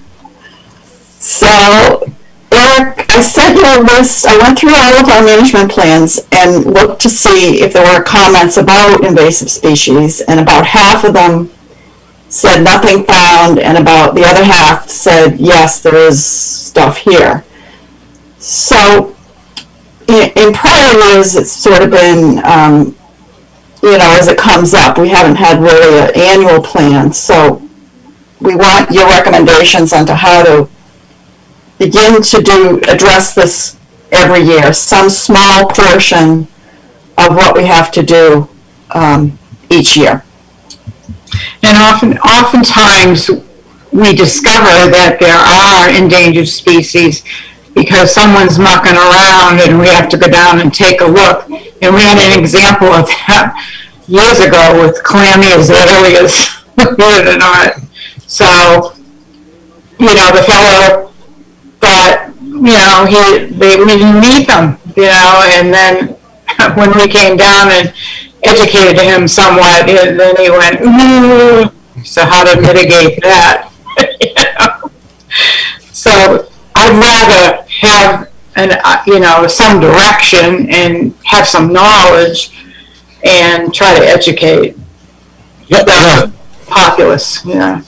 Yep, so that first step is that forest management plan, and then basically identifying the invasive plant species, you know, when we're out doing our field survey, you know, our timber crews out there, and then basically kind of doing what Deb has done and go kind of back through the management plans. All right, so these plans identified which properties have invasive plant species, and then have we done anything out there? Do we remember doing anything out there? So my goal is for moving forward is, so I have Deb's list here. It's about 4 or 5 properties. I did add Gumpus Pond back onto the list. So we kind of treated the western side last year, and we had noticed a bunch on the eastern side.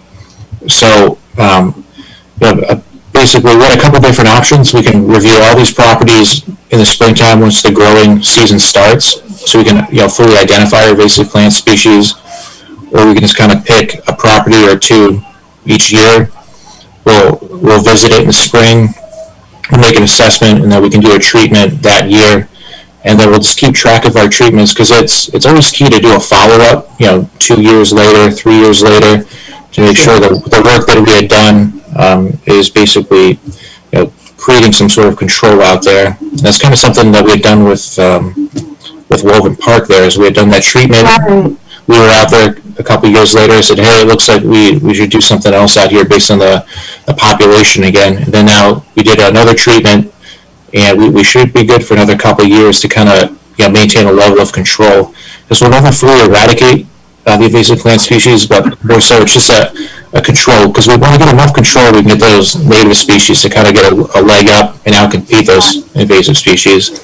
So it's kind of basically up to everybody here, but we can pick a couple of properties, or I could review all these properties in the springtime, and then we can kind of gauge a game plan moving forward. We don't have to treat every single one this year, where we can treat some, you know, over the next couple of years, because we don't look at one property and say, hey, this is a quick, you know, easy, we can get this one under control. We might look at some and say, hey, this is going to be a multi-year project. Let's really assess this one before we go guns a-blazing in there and try to control it. Okay.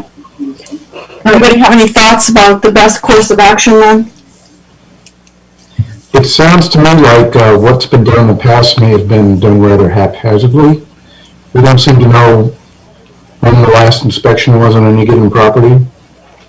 I think it might make sense that before we treat anything, we do a full review of every property this year, and then look at the budget and see what we can afford. And then going forward, we'll know what we had to start with. Okay. Does everybody like that idea? I do. I do. I do too. Eric, can we do that? Kind of do a full review and it's a little bit time intensive for you. Yep. You've got to get out there for each one. Yep. Is it every one that's on the list as being identified as invasives, or are we looking to do all the properties? Do you have a thought, Charlie? Well, I think eventually we should do all of them, but for starters, let's do the ones we know have invasives. Yes. Okay. The worst cases and hit that up with some control. Yeah, I agree. I don't think we have to. Well, let's put it this way: the ones that say that nothing was found, I think is sort of low priority at this point. We may find them later on, but as you compare them to the ones that we know have them, I think it's more important to focus on that first thing. Sure. Okay. It might be a good idea to do like we do with the forest management plans. You know, we tick those off as to when the 10 years are going to go by, and we try to get to those before that expiration date. and then you can check them off, and then you'll have a list of what invasive species you went after. Exactly. Good. All right, we'll start with that then.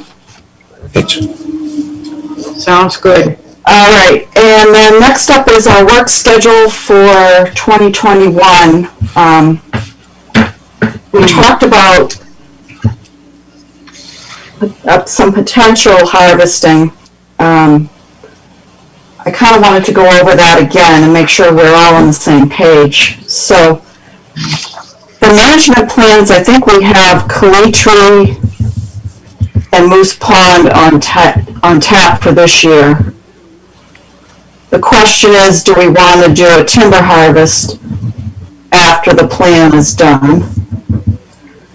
Then we have Merriam Farm, where the plan is finished. Do we want to do a timber harvest this year? And the other property is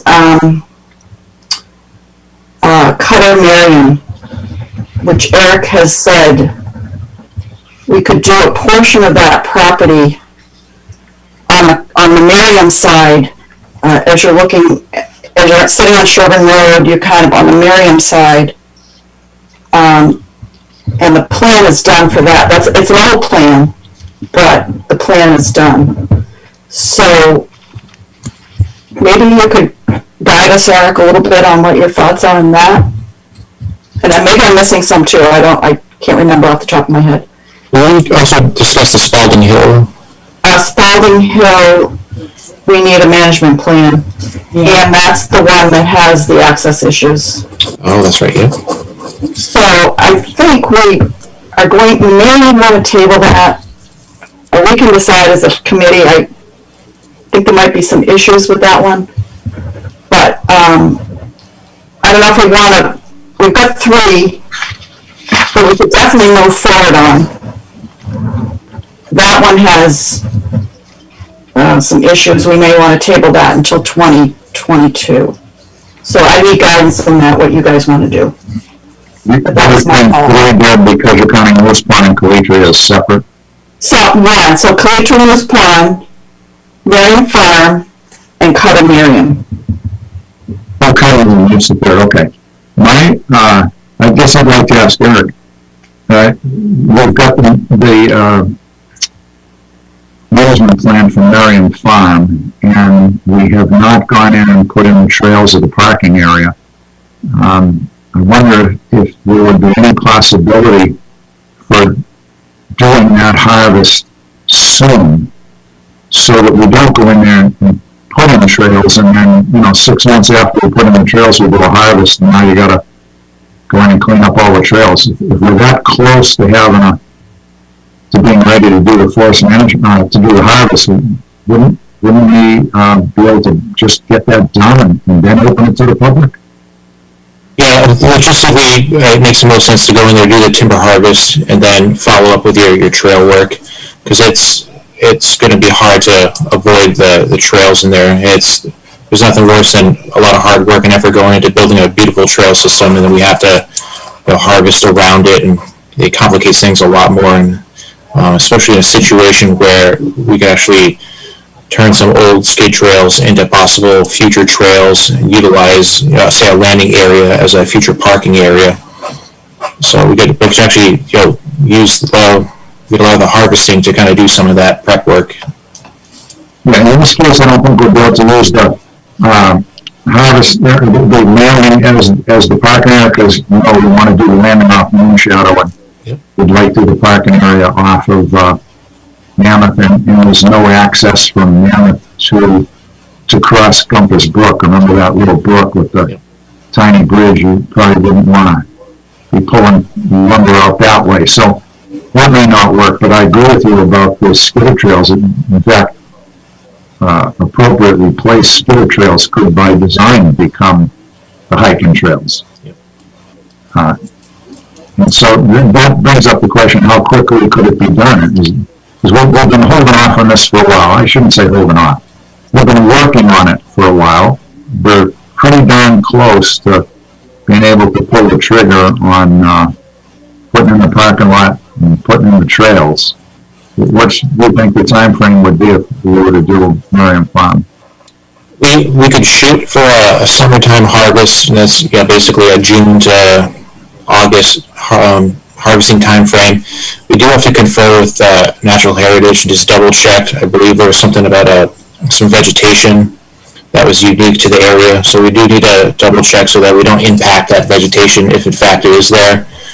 So that may result in a frozen ground condition or a snow cover situation, which means harvesting would probably be pushed back to next winter, so that winter 2022.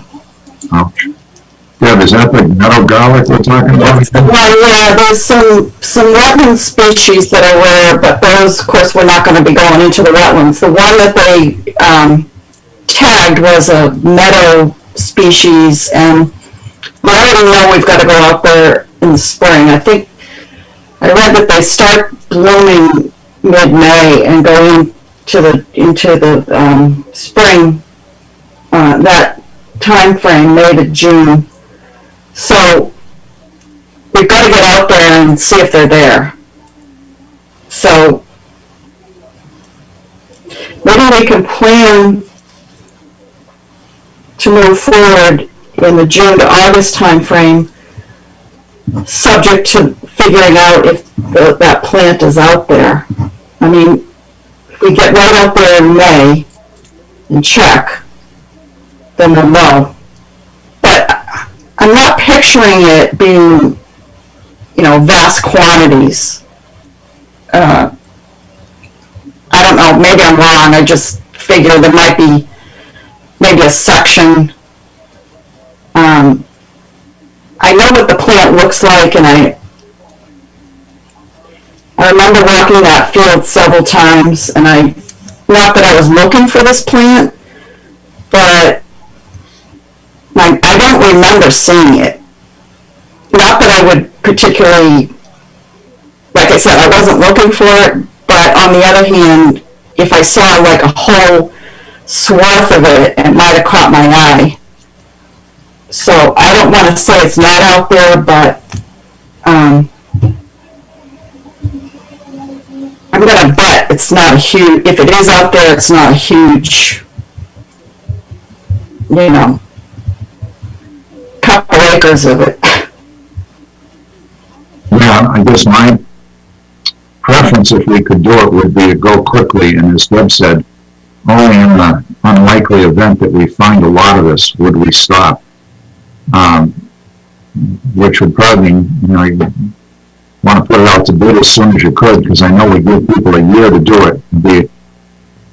It's just hard to keep pushing off opening this property up. We're so anxious to get it open that the thoughts of waiting till the winter and then not opening it for another year and plus is and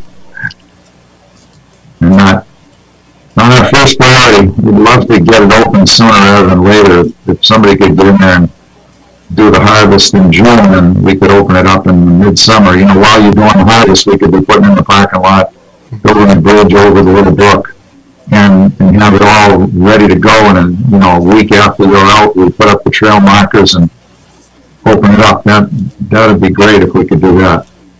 And even if some meadow garlic is identified, we can lay out a harvest around it. Because, some of our skid trails, some of our disturbed areas that we're going to kind of disturb with the logging equipment, we can work with the meadow garlic and basically lay out our harvest as to not affect it. Keep it minimal. Yeah, and I doubt very much it's going to be growing in those old farm trail roads that the farmer used, which is kind of on the edge of that field and kind of through the woods.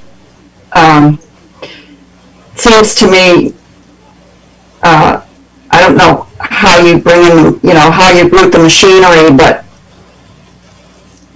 I'm thinking you could almost follow those, in a worst case scenario, you could follow those old farm paths, because those, I doubt it's there, having been so disturbed. I doubt it's in the middle of the fields either, especially where they've been growing corn for years. It's all been turned over year after year after year. Yeah. So it probably, my guess would be, if it exists, it's in the east part, closer to the brook, you know, where the field meets the woodlands. But then we'll find out in May. Are the companies you work with out straight, so that, you know, considering having somebody bid on something and do a harvest in June, is that like a joke, or is that realistic? It's a very tight timeline, but markets are kind of all over the place, and they're very different from contractor to contractor. It's funny, we're all cutting the same wood, we're all selling into the same markets, but markets are different based on supply and demand and relationships. So, I mean, there is a possibility we could get somebody in there right away. Contractors aren't carrying as large of an inventory of properties to harvest, just because markets have been quite variable. Solid markets overall are in good shape. Pricing is getting stronger, especially in the red oak species. But that low grade, those roundwoods, the low grade, so that pulp, the whole tree chip, those field chip markets, those are very, very volatile right now. So that's where it gets kind of tricky. If there's a very high component of low grade, it's basically trying to, basically put some of those sales out and get a good turnout for those. When do you think you could put it out to bid? Obviously, that's the first step, right? Yeah, it's hard to say. We could probably set it up. Is it February? It would be, probably early May at the earliest. So it'd be very tight timeline. Really, huh? It takes not long to set up a bid. Wow. Because you have a lot of work to do to put together the data, or I thought the data was mostly in the management plan. Yeah, no, the data's all there. It's just it's the timber sale marking and the layout and getting that all together, and then getting the volumes together as well. But basically, then the whole process of putting something out to bid, with the possibility, I don't know if the town's open to it or what their rules or bylaws are, but the ability to negotiate, basically find a contractor, negotiate the pricing, that works on a very short timeline, because basically go to a contractor, we match up the products that are out there to the pricing as well. And sometimes we'll talk to 2 or 3 contractors and basically kind of garner some interest and then see who's the most competitive. I guess the challenge for us is to figure out if it's completely unrealistic, then probably ought to just bite the bullet and open the thing up in the spring and put the trails in, and then live with the fact that a year later we're going to do a harvest. Dreaming that we're going to do it in June and July, if it isn't going to happen, and then it doesn't happen until next February, and then we've held up the whole opening. I don't know. Why don't we, instead of spinning, why don't we, first we know we've got to get out there for that species. That impacts trail layout, it impacts, whether or not they can come in to do the harvest. So would it be horrible to wait till May, or is that just too late? I mean, that's to get out there, and we can set it up pretty quick at that point. It's just our current workloads leading up to that point. But it sounds like everything would kind of come together in May, and then we can put it out to bid and see if we can get some immediate interest. Sometimes we put projects out to bid, basically stating kind of our ideal harvest window, and then pricing will reflect that. Right. But it is an option to basically put out to bid and see if somebody will get right in there. Yeah. I guess that's a plan then. We look for the meadow garlic in May. Eric, if you're going to work towards putting it out to bid in May, then, like Deb said, we can then decide, all right, either we're going to hold off on doing the trails because we think we can get the harvest done this summer, or we're going to just give up on the harvest for this summer and put the trails in and open it up. And we'll just, we've dealt with the fact that we've done timber harvests on properties that have trails all the time. That's what we deal with all the time, and it isn't devastating. You guys do a pretty good job of keeping the trails, so it doesn't require a huge amount of work to bring them back into shape. So we'll decide in May, but I guess let's work towards, at least this is my one vote, work towards timber harvest before we open it up, and only if we find that's not practical will we consider opening it up before the timber harvest. All right, sounds like a good plan. All right, what about, how are our feelings on Cutter Miriam and Eric's proposal to do a portion of that property on the Miriam side? Then, Eric, are you talking about the, what is that, westerly part of the property, the uphill portion where there aren't many trails, or? Yes. Okay, because we've sort of talked about, I don't know, this is maybe inconsistent with the way we've managed everything else, maybe it's just me. I kind of fond of that property because it's, I use this term inappropriately, but it's like old growth. You have some trails in there that have beautiful old timber, and it's one of the few properties we haven't harvested, and I didn't know whether we should consider having a portion of that property kept as, you know, old growth, if you will. I know it's not really old growth by the definition, but, so if we're talking about up the slope towards, what is that, Scenic View Drive? Yep. And maybe pulling it out to Sherburne Road at the, where the gate is up. There's a gate to the, not the main entrance, you know, where all the trails head off of. I guess I'd be okay with that. Yeah, we'd actually construct a landing, I think just up the road, kind of where that boundary line comes into Sherburne Road. There's a nice flat spot. We'd probably put a whole separate landing area up in there.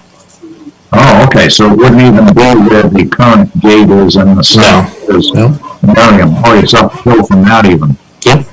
Oh, I'm okay with that. Just only one vote, but I like that idea. Yeah, maybe Eric, to advance this cause, you can sort of maybe show us the stands that you would, like, kind of do a little, I don't know, sketch or something. This is where the landing would go. This is the stands we would consider cutting. This is, you know, kind of the nuts and bolts of it, and then we can figure out where, if the trails are going to be impacted. That is one of our most popular, popular properties. It's heavily used. So I think from my perspective, I'd like to know kind of exactly where we're going to go. I mean, I know kind of where we're going to go, but I kind of like to know exactly where we're going to go and kind of figure out how that impacts that trail route, and kind of sort of think about it a little bit. Yeah, I can review my notes, and then basically kind of just put together a little map proposal of the harvest area. Yeah. Just a sketch. I mean, it doesn't have to be exact. So just so I can visualize it. Yep. I'm picturing that if we did go ahead with that, we'd have to have a lot of public education, because that area is so heavily used by all kinds of folks, and we probably have to do something along that line, you know, to make sure people aren't misinformed. Yeah. So that would be the first step in my mind, is just a little map or something. And then how do we feel about Clay Tree and Moose Pond? The timber harvest on that? I'm good with that. What would you recommend, Eric? Is that why we talked about the appropriate for those properties? Yeah, based on initial kind of reconnaissance last year, basically the products hard for them of kind of a cut operation. Can be a lot more quiet, and then whole tree harvesting as well. And there's a lot of neighborhoods in that area, so it'd be a quiet system. You would still know that, you know, activities going on out there, but it would be definitely a quieter system to do. But then also, we were originally talking Clay Tree and Moose Pond, and I think the quarry lots too kind of lump in the. Yeah. So the quarry lot into Moose Pond. So yes, including the quarry lots. Okay, perfect. And but I think just general timing, we can do a management plan to cover all those properties this year, and then revisit again 2020, again the year, or possibly a 2022 harvest. Okay, all right. Okay, so we've got on tap potentially Miriam Farm and Cutter for today. And I can't, for the life of me, remember the property I'm trying to reference that's south of Cutler Spalding off of, what is it, Aspen Drive? Oh, jeez. Paul, you and I, we walked it last year with Brian. Yeah, Laurel. Yes. Laurel Farm? Yep. I think that's what Deborah was saying. She thought had access and maybe spring. Well, there was another with a small landing area that, or sorry, small parking lot that we talked about utilizing for a landing area, and there was that Class 6 roads. What's this right now?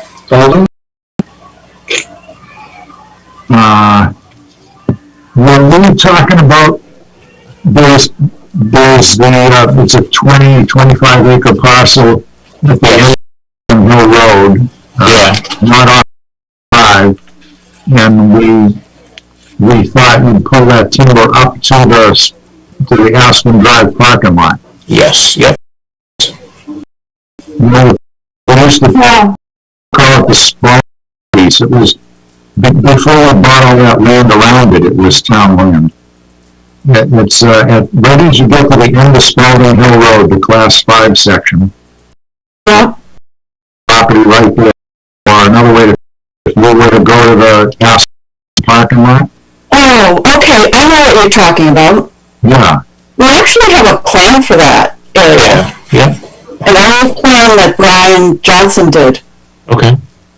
And so, you're right. I thought that was steeper. There was some issue with it, access on that. I'll have to review that plan, but I know what you're talking about now.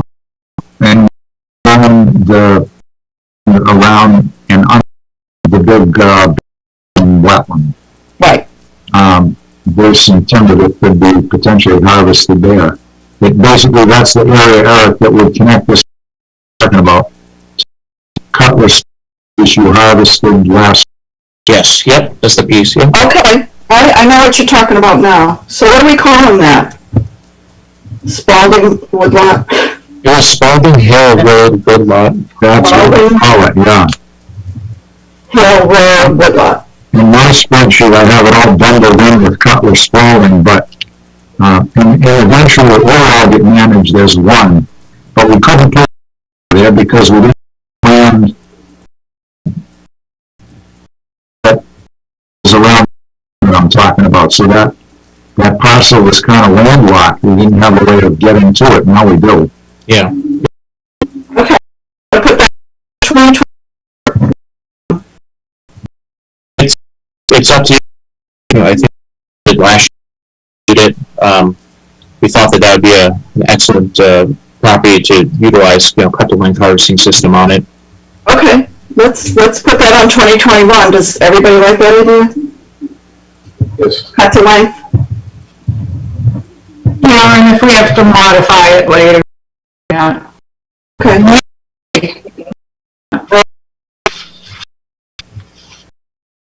Good little. So on the spreadsheet I have, I probably should have sent it to Eric. I must have sent this to you before this. Yeah, I have it right here. To the harvest worksheet, the fourth line down, I have it all lumped together, Cutler Spalding, and it says include Spalding Hill Road and Woodridge Circle parcels. Yes. Now, I guess I'm going to separate off the Spalding Hill Road piece into another line item. Right. Because actually that does have its own plan. Because yeah. All right, I'll separate that out. There's one other here that says 2021 and plan 20 we never did, but it's fairly probably not that important.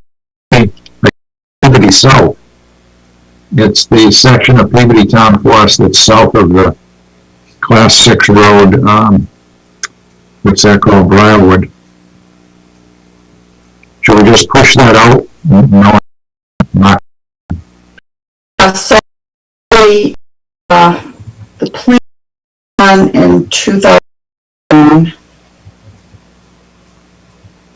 we're getting close to the 10-year mark. My thought would be to wrap it in when it comes up, but that's just me. That's fine. We have them both in 2020 for a management plan. So what do I push that out to? How about next year? Do we do PB management plan this year? Well, I would say yes, but we've got budget issues. So we're going to do 2022? Yeah. And then, if we're going to go in together, which I think makes sense, it's a huge data piece of harvest the bulk of it. And the pine, this piece on off of the Class 6 road, they haven't been harvested once. Put it plan to and the harvest in 2020. Okay. All right. So to recap, we're talking about harvesting Marion Farm and the Spalding Hill area. Those are the things that we're talking about in 2021, correct? Yes, and Cutter Miriam probably as well. Okay, we actually do the harvest on that this year. Well, you go, right? We could get, goes out to bid, we could do a 1-year contract, and then just kind of, we'll go there, we'll get the pricing, locked in, building locked in, and just, go from there. Okay. And then we'll do the management plan for Calitri and the quarry lots in Moose Pond this year. That's right. Yeah. Okay, so that's the only management plan we're doing this year. Yes. Okay, good. I'll update this spreadsheet. I'll see if I can get this all right and then send it to you guys for comment. Okay. All right. Anything else for Eric? I think we covered a lot. We did. Perfect. Thank you for zooming in, Eric. Well, thank you for having me. Good to have you aboard. Yeah. I appreciate it. It's good to see everybody again. Yes, thank you. All right, so we'll see you at 9 and 5 on Monday. All right, so we'll be in touch. Let's go, Eric. Thank you. We'll see you. Yeah, I know. Bye. Okay, next on the agenda, review of wetland statutory permit by notification. I sent a bunch of stuff to everybody. I went through the permit. I have to admit, sometimes this stuff boggles my mind. I kind of read it and then I read it again and change my mind about it. But I'm reading it with the idea of the proposed bridge out on the Blue Trail at Gumpus. So I don't know if anybody had any comment. It was a bunch of stuff, and I kind of don't want to make the decision by myself. But we still have to follow the laws, state laws, the wetland laws. This is the bridge the Scouts proposed to build. What's that? Sorry, Deb, this is the bridge the Scouts proposed to build? Yes. Out by the big glacial raft, right? Yes.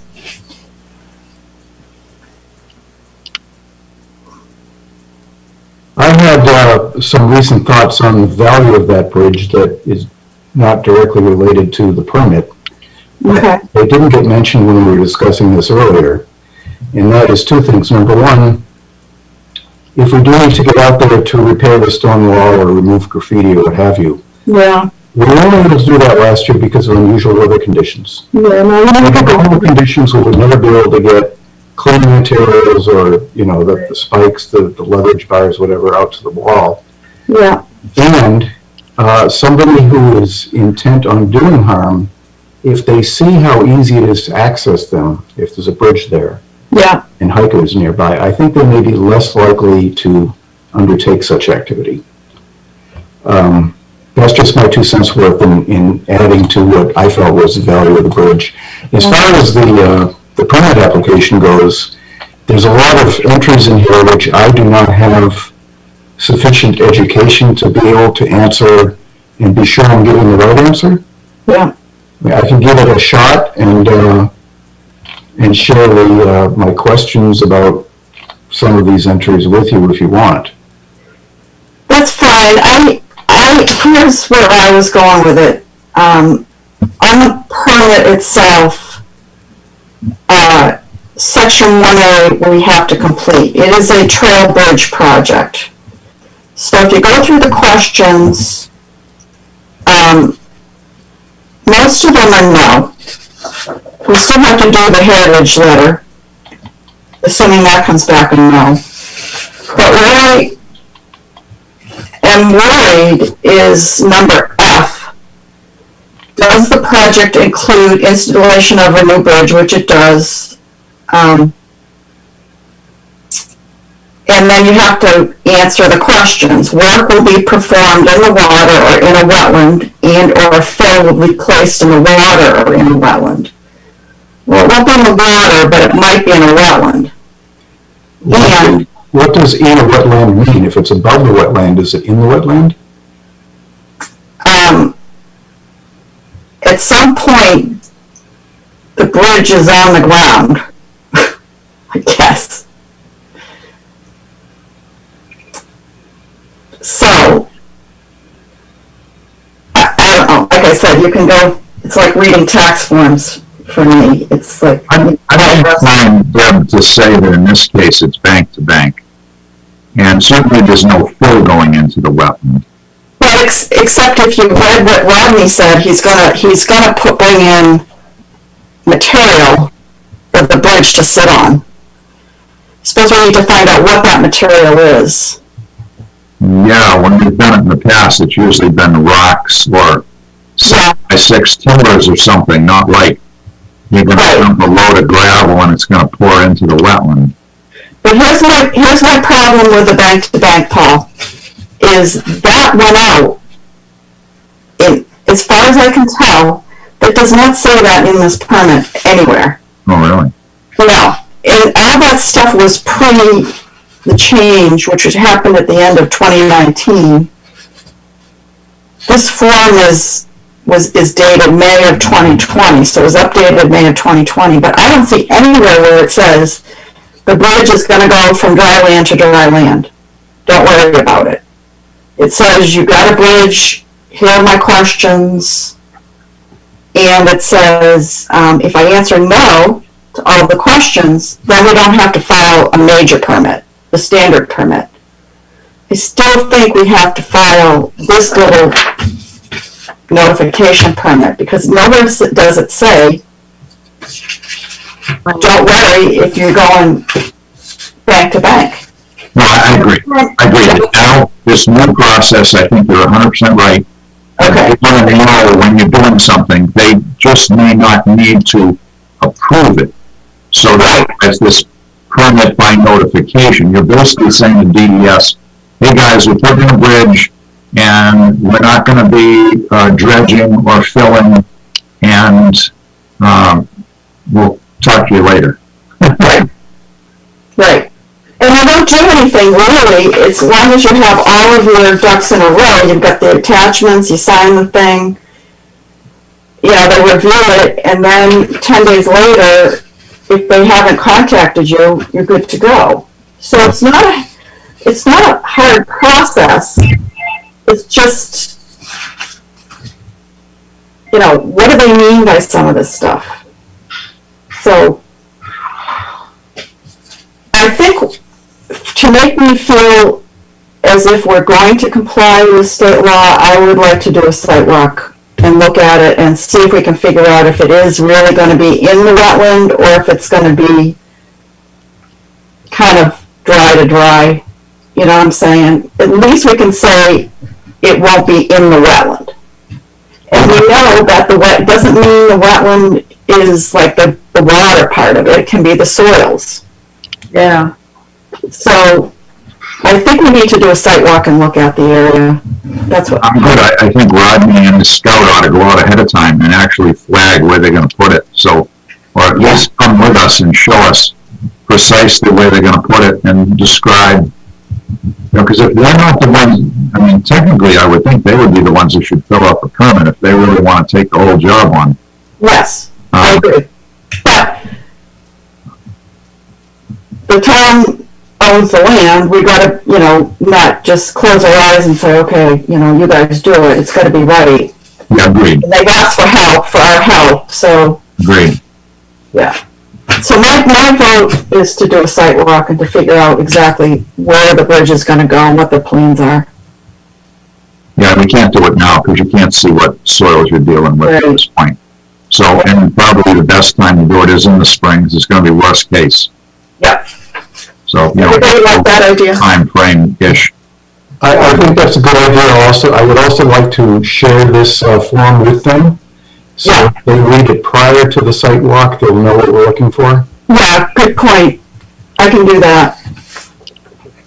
I think we're going to ultimately have to understand this form for other properties as well. Yeah, I keep reading it and I keep going back to the way we used to do it, but I'm not seeing it spelled out that way. So I do think we're going to have to utilize this form a lot more than we have in the past. So we need to kind of understand what we're getting ourselves into. But you're right, Charlie. I totally agree with you. It's going to come up.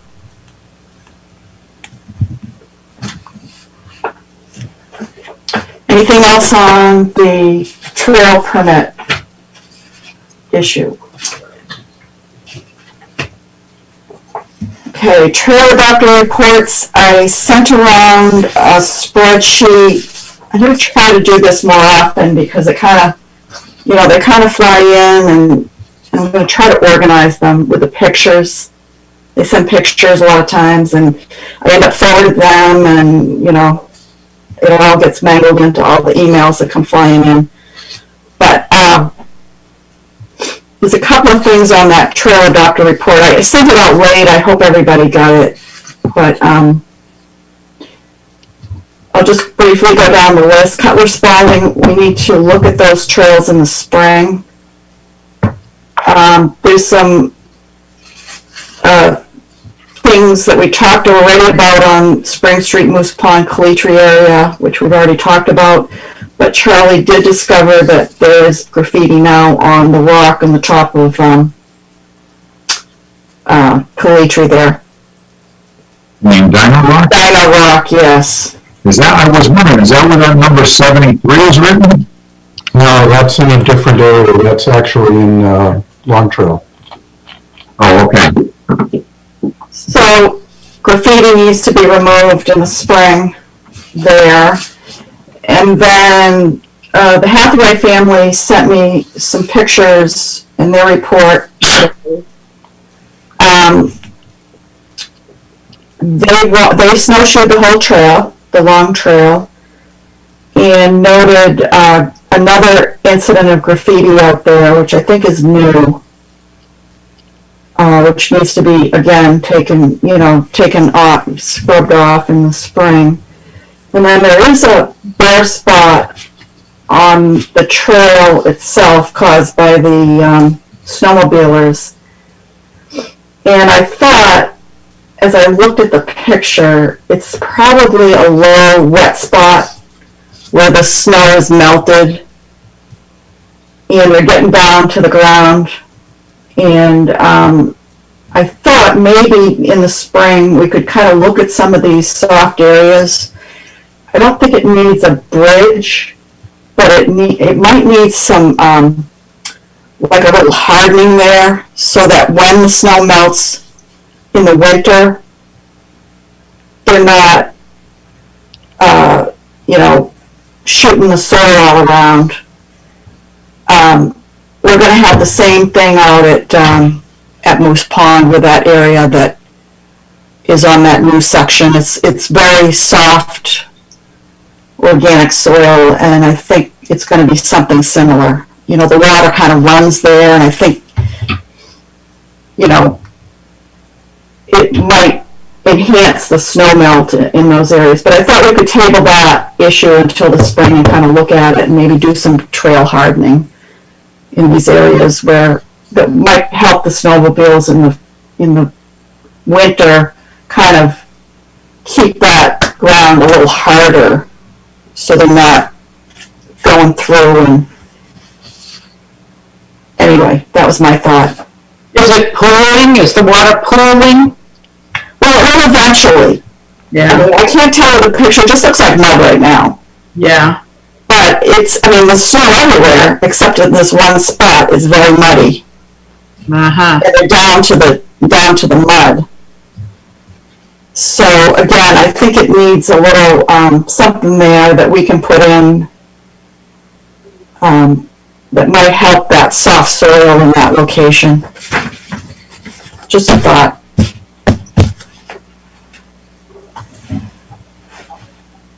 We could also get some input from Tim and or Rodney on what to do.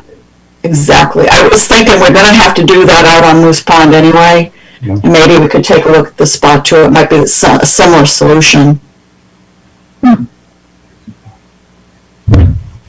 Anybody else? You may not have seen the pictures yet because it came in late. But No, I saw them. Did you? I agree. There's nothing to do about trail maintenance at this time of year.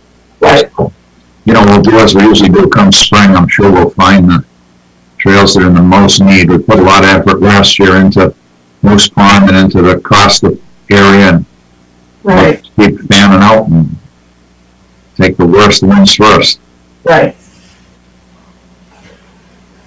Okay, so we got a plan for that, and budget update I sent around the revised budget. We all understand what we're up against this year. Doug, I know there wasn't anything really to talk about, but just to acknowledge that Scott Bowden sent us a report about Peabody, and it actually was, I thought, a pretty good report. It said that a lot of the trails had a lot of cross-country ski and hiker activity. Some of the trails had snowmobile activity. And there was only one case where he wasn't quite sure whether he called it what do you call it, a wheeled snow machine or something. He wasn't sure what it was. There was only one case where we saw something that looked like it might be a wheeled vehicle. Okay. So I think that's a big improvement over what we've seen in times. The good news is they're being used by multiple different, groups, whether it's snowshoes or cross-country skis or snowmobiles, and they're not being abused. So, yeah, good report. Awesome. Okay, administrative matters. Anybody has anything for the end here before we sign off? Unless you want to discuss budget issues. Yeah, we better mention that, Deb, because we're going to live with it. Yeah. I think I don't know. What did you find out? I would say nothing terrible except just inadvertence. Just slipped up. Yeah. Yeah. Those listening, they should, not that anybody listening, but in the rare event that there might be somebody listening, the issue is that we were going to put a warrant article in for $35,000. Deb sent it in, and it never made it to the warrant. And without throwing anybody under the bus, there's plenty of us who could raise their hand and say we could have fixed it in a typical year, a non-COVID year. Deb or I or Gail or Charlie or somebody would have gone in front of the selectmen and would have presented it. We would have gone to the budget committee. But for the COVID year, with all these wacko Zoom meetings and people trying not to attend in person, we didn't go to those meetings. We didn't even go to the deliberative session, which, by the way, only lasted 13 minutes this year. Shortest deliberative session on record. Yeah, 13 minutes. Surprised. Wow. And so it wasn't picked up until it was too late. So for whatever reason, the warrant article didn't make it. So we're not getting $35,000. add to our budget for 2022. So Deb has said that if we were to spend all our reserves, I think Deb, we have about 14,000, right? That's right. And Brian McCarthy said to me that he would try to help us if we are in desperate need of some additional funds. He might be able to help us, get through the end of the year, and then maybe we repay him in 2022, whatever budget he pulls the money out of. So, willing to go around. I'll take my share of it, because we should have noticed this and we didn't. Brian promises to send us draft warrant articles in future years, so we'll try to avoid this. But unfortunately, it happened, so we're going to be a little short on money in 2021. But not terrible. It could be worse. Yeah, we've got about half of what we usually spend, right? Yeah. 14,000. We got on a very high-end year, we spend 30,000, but we've certainly had years where we haven't spent more than 14,000. Right. And wasn't there a year that we didn't take any? Yeah, 2020. 2020? The 1 year we don't take any, then the following year our warrant article gets lost. How can you? It's not good. It's law. It's Murphy's law. It's the law that will at the worst possible time. Don't they give us credit? Honestly. All right. No. Okay, anybody have anything else we want to talk about, discuss, comments, questions, whatever? All I can say is I've been in contact with the snowmobile guys, and the trails have been used like crazy, and Bob was saying that he's gotten very little negative feedback. People are very pleased with the way the trail system is, and so it's just like the summertime with COVID when our hiking trails were packed.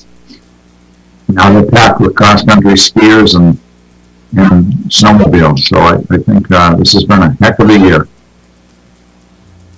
My daughter lives up near Wolfboro, out of Wolfboro, and she said the place is jumping up there with snowmobiling and all that, and they did have a fishing derby, not the usual one, the annual one, but they did have the fishing derby.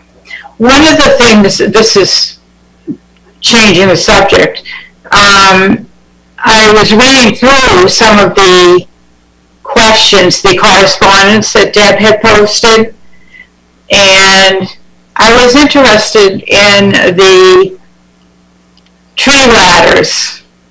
Oh, yeah.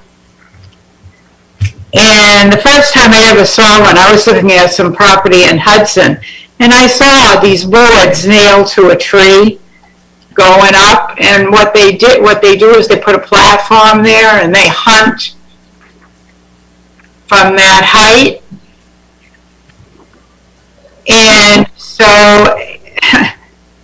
I wonder if we have any. That's, I have never seen any, traipsing around our forest and stuff. But I just wondered. But anyway, the response was that, we had to, municipalities had to follow the state law with regard to that. And the thing that got to me was nailing it to the tree. Yeah, I don't think we want that. No, we don't. Yeah. So anyway, I was curious about that, and that someone noticed and asked for permission on town property to do that. Yeah. If I'm not mistaken, and I did answer this, so let me see if I got it right. The town follows state law, which says that a hunter can go put up their tree stand during hunting season, but they're supposed to take it down when hunting season's over. So, unless I'm mistaken, and correct me if I am, it's not like we're trying to stop people from using tree stands, because it's kind of a standard method for hunting. We just don't want them to put them up and leave them there for year after year after year.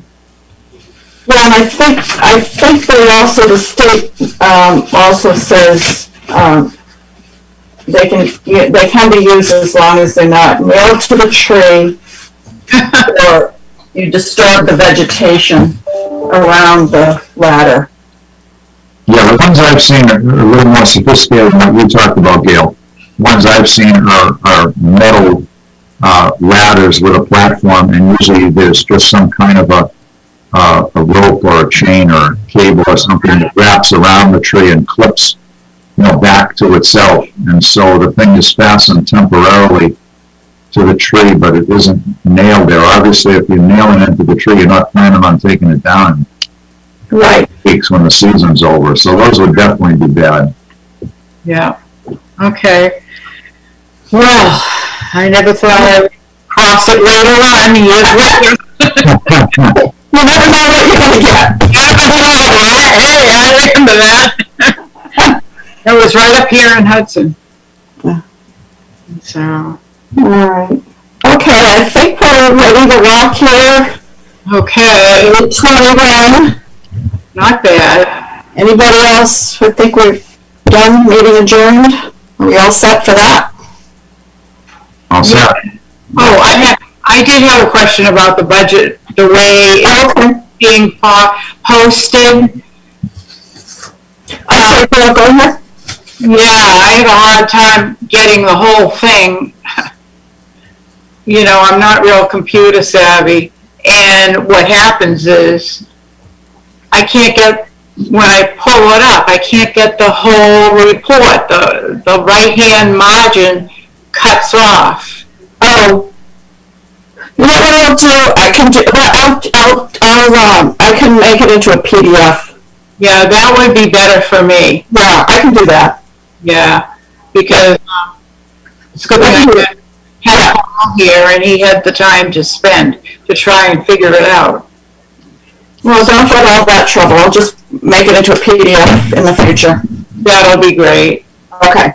You guys with all the fancy programs. Oh, well, I'll get there someday, maybe. Oh, that's all right. All right.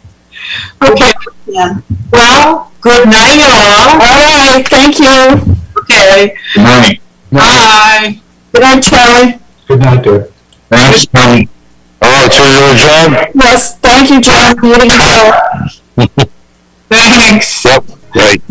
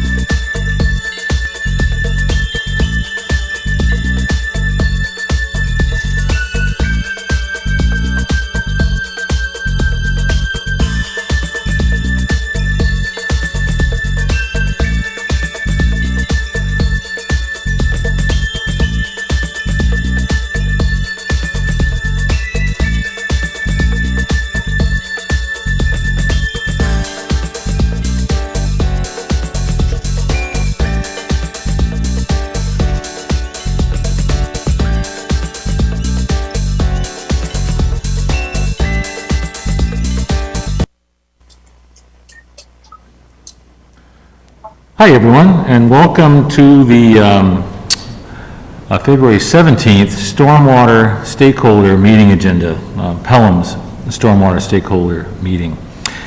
We met once last year, but this is the first meeting in 2001. This will become a more regular thing. I want to do some sort of housekeeping things before we do a roll call.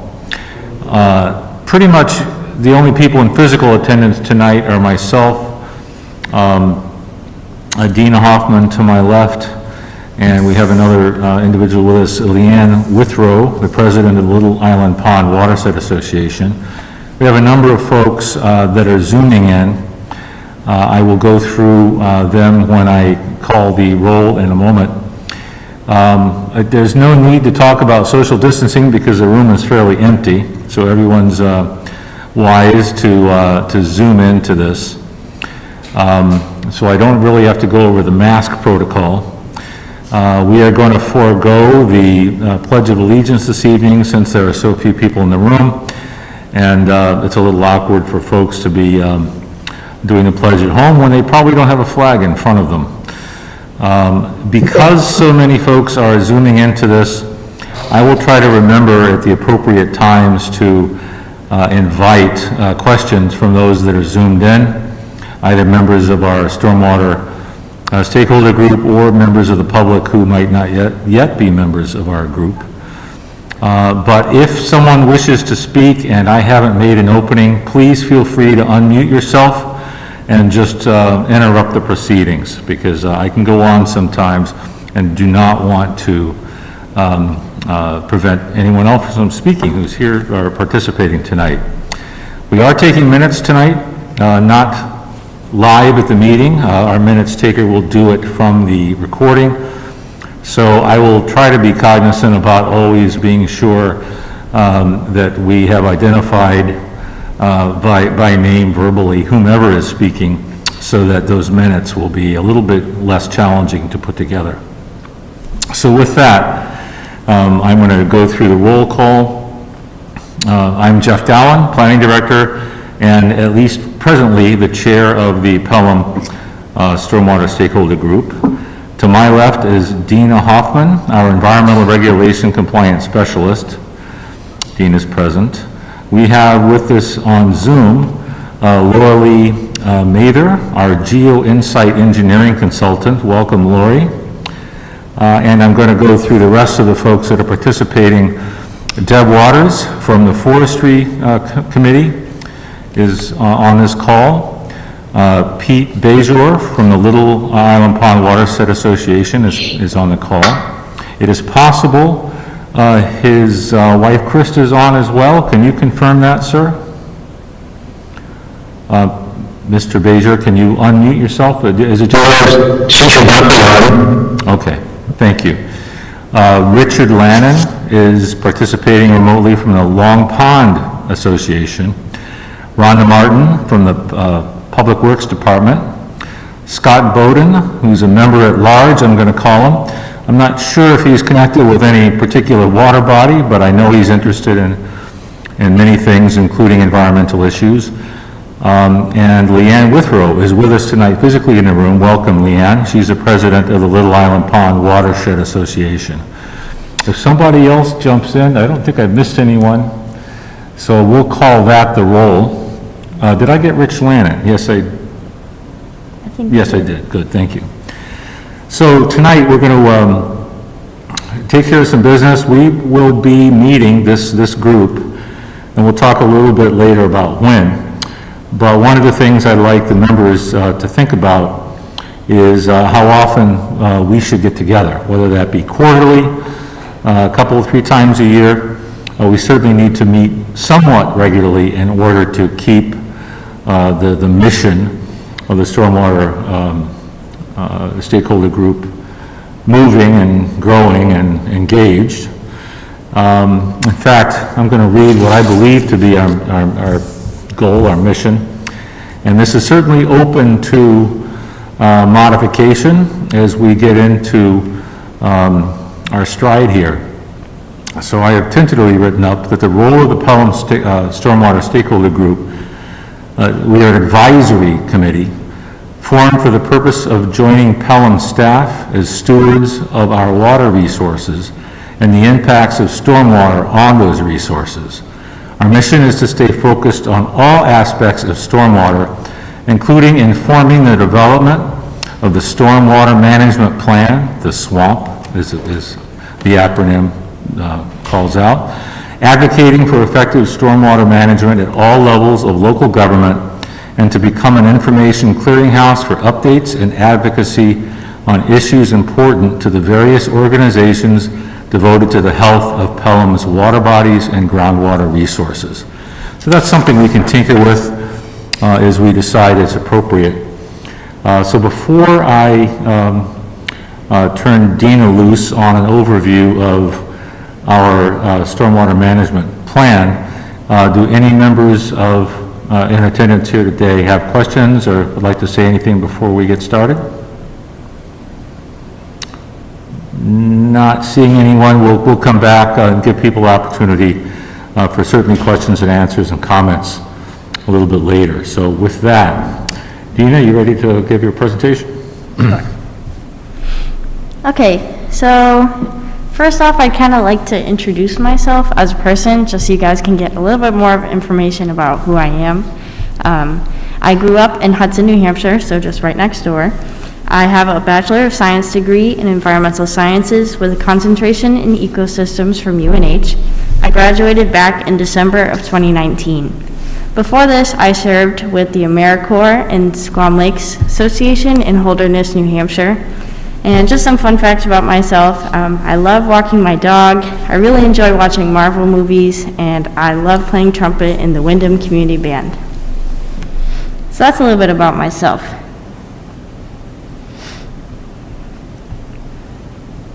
So, moving on to the main presentation. We're going to address exactly what the swamp is and what it does for the town of Pelham and its residents. First off, where does the swamp even come from? The swamp comes from the EPA mandated MS4 permit or the Municipal Separate Storm Sewer System permit. Towns are allowed certain non-stormwater discharges, but those towns must also work to reduce pollutants in order to be compliant. The list of allowable non-stormwater discharges are listed beginning on page 9 of the swamp itself. The pollutants that are dealt with most in the swamp are what we call non-point source pollutants. This means that they can't be easily traced back to where they're coming from. One way to think of that is if you had a pipe directly releasing waste into a lake, that would be a point source polluter because you can see exactly where the pollution is originating from. A non-point source polluter could be considered a neighborhood full of houses that use fertilizer on their lawns. Some of those houses may use excess fertilizer. So during a rainstorm, when the fertilizer runs off of those few lawns, it may end up in a creek near those houses. During that storm, you can't really tell what houses or where exactly the fertilizer is coming from. This makes it a non-point source polluter. So what are the goals of the swamp? The goals are to decrease the amount of pollutants entering our water as best as we possibly can, protect New Hampshire water quality, and be in compliance with the Clean Water Act. So here's the real meaty part of the swamp, the 6 minimum control measures. These minimum control measures are designed to help us reduce pollution in our town. The first minimum control measure is public education and outreach. The goals of MCM1 are to educate the public and encourage them to change their actions that may be polluting our waters. We have 4 audiences to target in Pelham: residents, businesses, developers and construction, and industrial. Some things that can be discussed in outreach include pet waste management, proper yard waste disposal, lawn care product usage, etc. The second minimum control measure is public involvement and participation. MCM2's goals are to create opportunities for people to be involved in the swamp and encourage volunteering. A few examples are listed here, including us having the Stormwater Stakeholder Group meeting right now. The third minimum control measure is otherwise known as the IDDEP.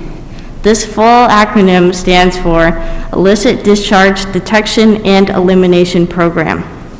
You might be wondering what exactly an illicit discharge is. An illicit discharge is when a material or a liquid is illegally dumped and gets into our environment. One example could be putting your yard waste into a river near your house, or dropping a bag of dog waste into a catch basin on the road. The IDDEP gives the town legal authority to investigate potential illicit discharges and also allows for us to map our stormwater structures.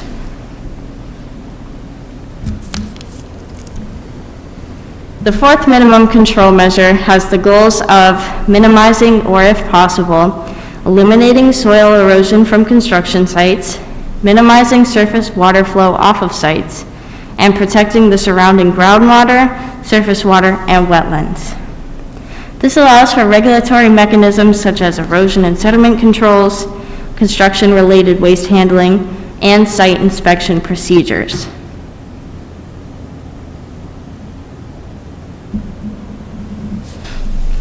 The fifth minimum control measure has a few goals as well related to construction.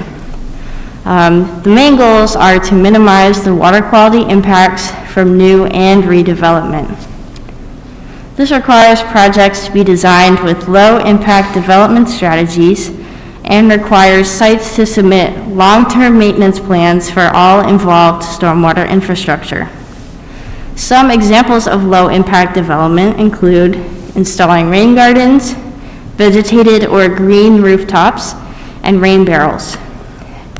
Low-impact development promotes better water infiltration to reduce runoff during storms.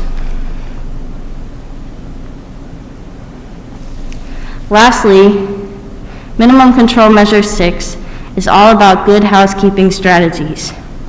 The goal is to have operation procedures for municipal facilities to prevent pollution. This MCM creates standard operating procedures, or SOPs, includes staff trainings, and develops stormwater pollution prevention plans for each facility. Stormwater pollution prevention plans are otherwise known as SWIPs. So why exactly do we need these minimum control measures? MCMs help us reduce the amount of pollutants that enter our 3 impaired water bodies in the MS4. So for our 3 water bodies, it's Beaver Brook, which feeds into Tony's Brook, and Long Pond. Impaired means that it's not able to support its designated use or is threatened. Long Pond cyanobacteria impairment ties hand in hand with its phosphorus impairment. You can think of cyanobacteria